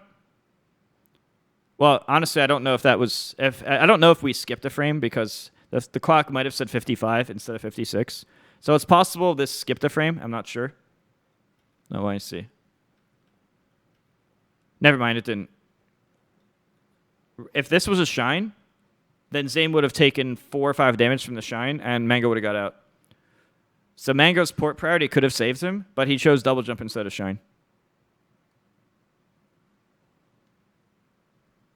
I played a Kirby Superstar game. Yeah, I averaged about 12 frames. My best ever is 9. My worst is 15. The 9 was an outlier that only happened once, and the 15 is an outlier that only happened once. I think 12 was my average. 13 was my second highest, and 11 was my third. I think 12 was my most common by far. But I got a lot of 11s, and I got a lot of 13s. I'm pretty standard, pretty average. Yeah, the reason I'm good at things is because I'm very highly intelligent and nerdy. But I'm not talented at it by any means. I'm literally average. This could be the tournament for Zain. Let's see here. Oh my god, he dropped it. That could have been an up air.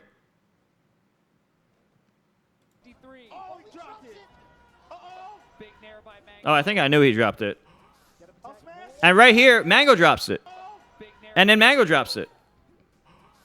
Mango could have running up smash right here. If Mango just clawed a running up smash, the game was over. Like the thing I do to kill like Hungrybox a lot of the time, where you just run and press X and up C. Like X up C at the same time. Oh, technically you press X first.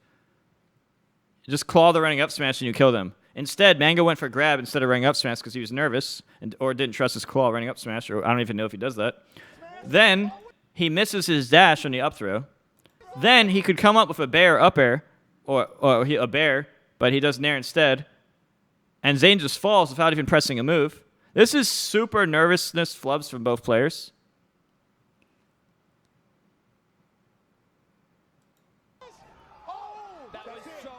No, it's not just one player making mistakes. It's just that it's when a chain grab is dropped, you can notice it easier. But there are definitely both players making a lot of mistakes. It's not just, oh, I saw the chain grab dropped. Any 5-year-old can see that. There's still things that are less obvious to a 5-year-old that are still obvious when watching that you can see both players are flubbing. But yeah, I definitely think Marth beats Fox on FD. I don't know why Mango said that Fox beats Marth on FD. I could see the argument that Fox beats Marth, but I cannot see the argument that Fox beats Marth on FD.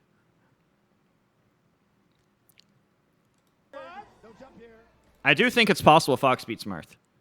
I personally think it's even. But not on FD. Oh, snap. That's crazy. Oh, my. Yo. That's it. Okay, we're going to game 5. No, he's got Mark Killer. He's got Zane's Mark Killer. DI. Does he have a jump? Okay. We're going to game 5, Scar. Zane hanging on. Yo. Mango hanging on. Watching Mango is a roller coaster ride. You don't know what's about to happen. I don't think that we're going to go to... There's no way that we go All right, game 5. But let's not speak too soon. Can Mango win twice on Final D? He went for the running grab, and then Zayn messed up his ledge dash. Probably needs to focus on pressing down more instead of down forward. Mango accidentally back through. That was the furthest shine ever. So let's watch the stock again.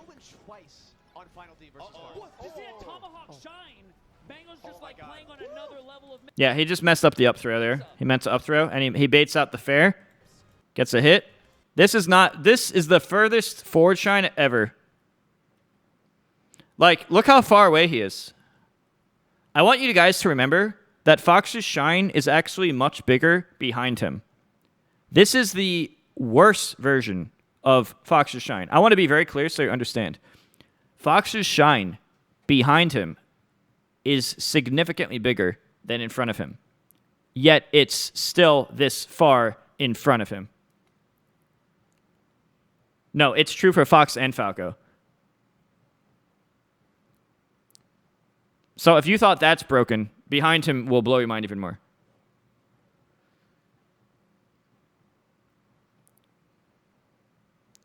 Mango used to main Puff, and he knows when to abuse low percent hits trade when you take an air hit and trade, like Peach. Yeah. It does make sense. Fuzziness, what situation do you think Mango did that? That fall into him and trade thing? Falco's shine visually is bigger than Fox's, but Fox's hitbox is way bigger, which is kind of the reverse of what you'd expect. Rewind a few seconds. Big House 9, but let's not speak too soon. Can Mango win twice on Final D versus Scar? Does he have Tomahawk shine? Mango's just like playing on another level of mix-ups. There. Sit there. Whatever. I'm just going to continue. He was 20%. Too soon. Can Mango win twice on reset? Flash is a Big House 9, but let's not speak too soon. Can Mango win twice on See, he knows that Mango just knows the way Zane's thinking of the game. Another level of mix-ups. Oh, we got that. He's got to shine it again. Oh, no. Probably could have. Zane gets back. Okay. What's the move, Zane? This could be huge. Oh, Still got it. Nair, reversal. Oh, he used double jump, so he couldn't get an extension. Oh, he could have forward smashed there. Well, it doesn't matter because of the position it sends him. And right here, he could have went for Ken combo. So this is a weird spot because I had that up air. You could F smash tipper, or you could delay your reaction then Ken combo. But if he DIs away from Ken combo, then the F smash doesn't work. But then you have to be scared of possibility of F smash. But Zayn likes Nair for some reason. But I guess it worked out for him. Here's the thing, Mango's been playing so nice. He's Instant tech, ledge shot fair. That's funny. Mango's double jumping out, but Mango could be shining. Up tilt, that should be an easy kill. He gambles everything on that, and then the worst sweet spot. What is? Punish has been incredible. This is the stage that could really hurt. Yes. I don't know. I don't know about this. And then that was the worst up B ever. What is that up B? What is this up B? What kind of up B is that? That's disgusting.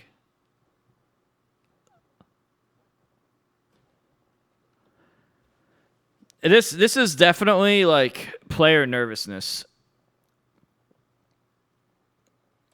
That's the most like you would not see Zain do that in a friendly where he doesn't care.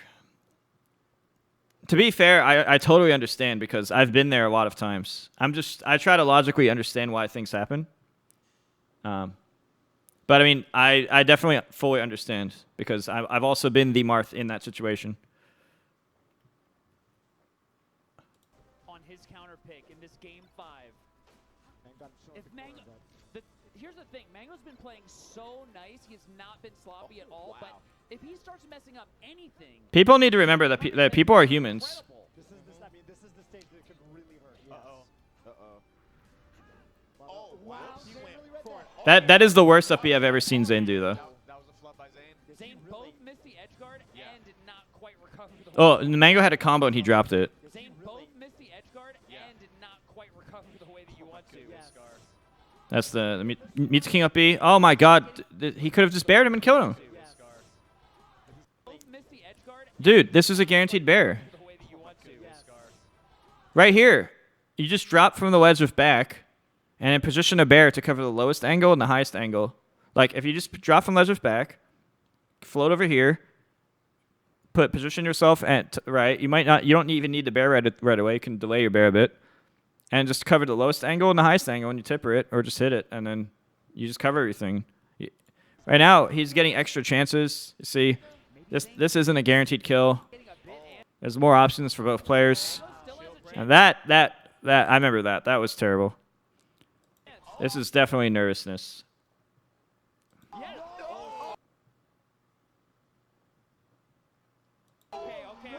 What's happening to Zain? I'm seeing a little bit of crumbling. Mango. Spaghetti, that pressure, man. Mango applying pressure out. Zain chasing him all the way down to the abyss. 2 stocks apiece, but Mango catching him with a big up air. Oh. The drill. Okay, that's a stop. Oh, that was good. Stocks apiece, but Mango catching him with a big up air.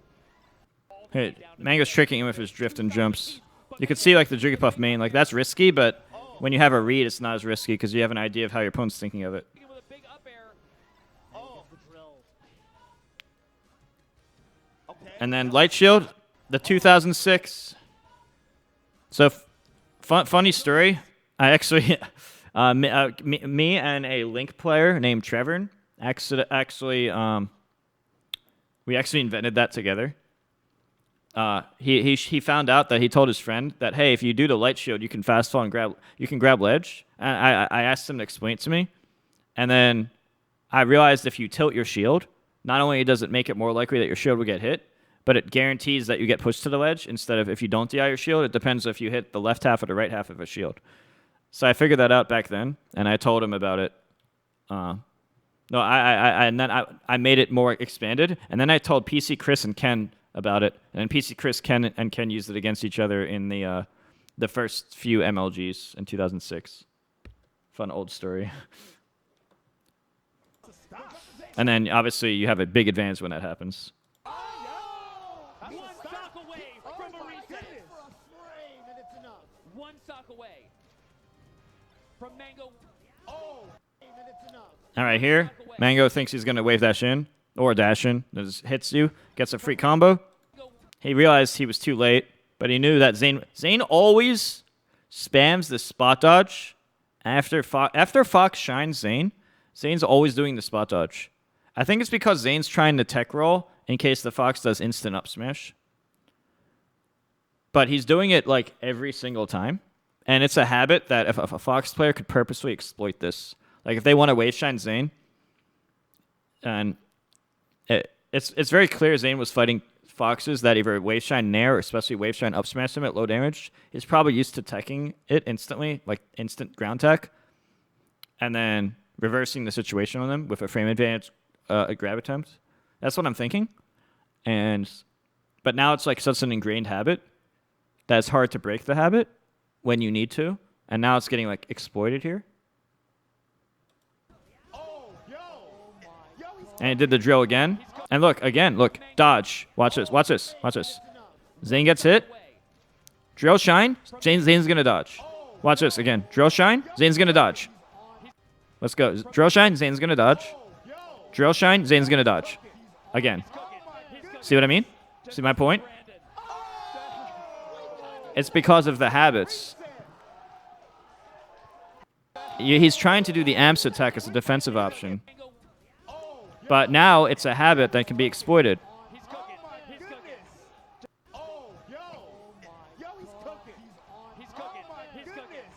Just listen to Brandon.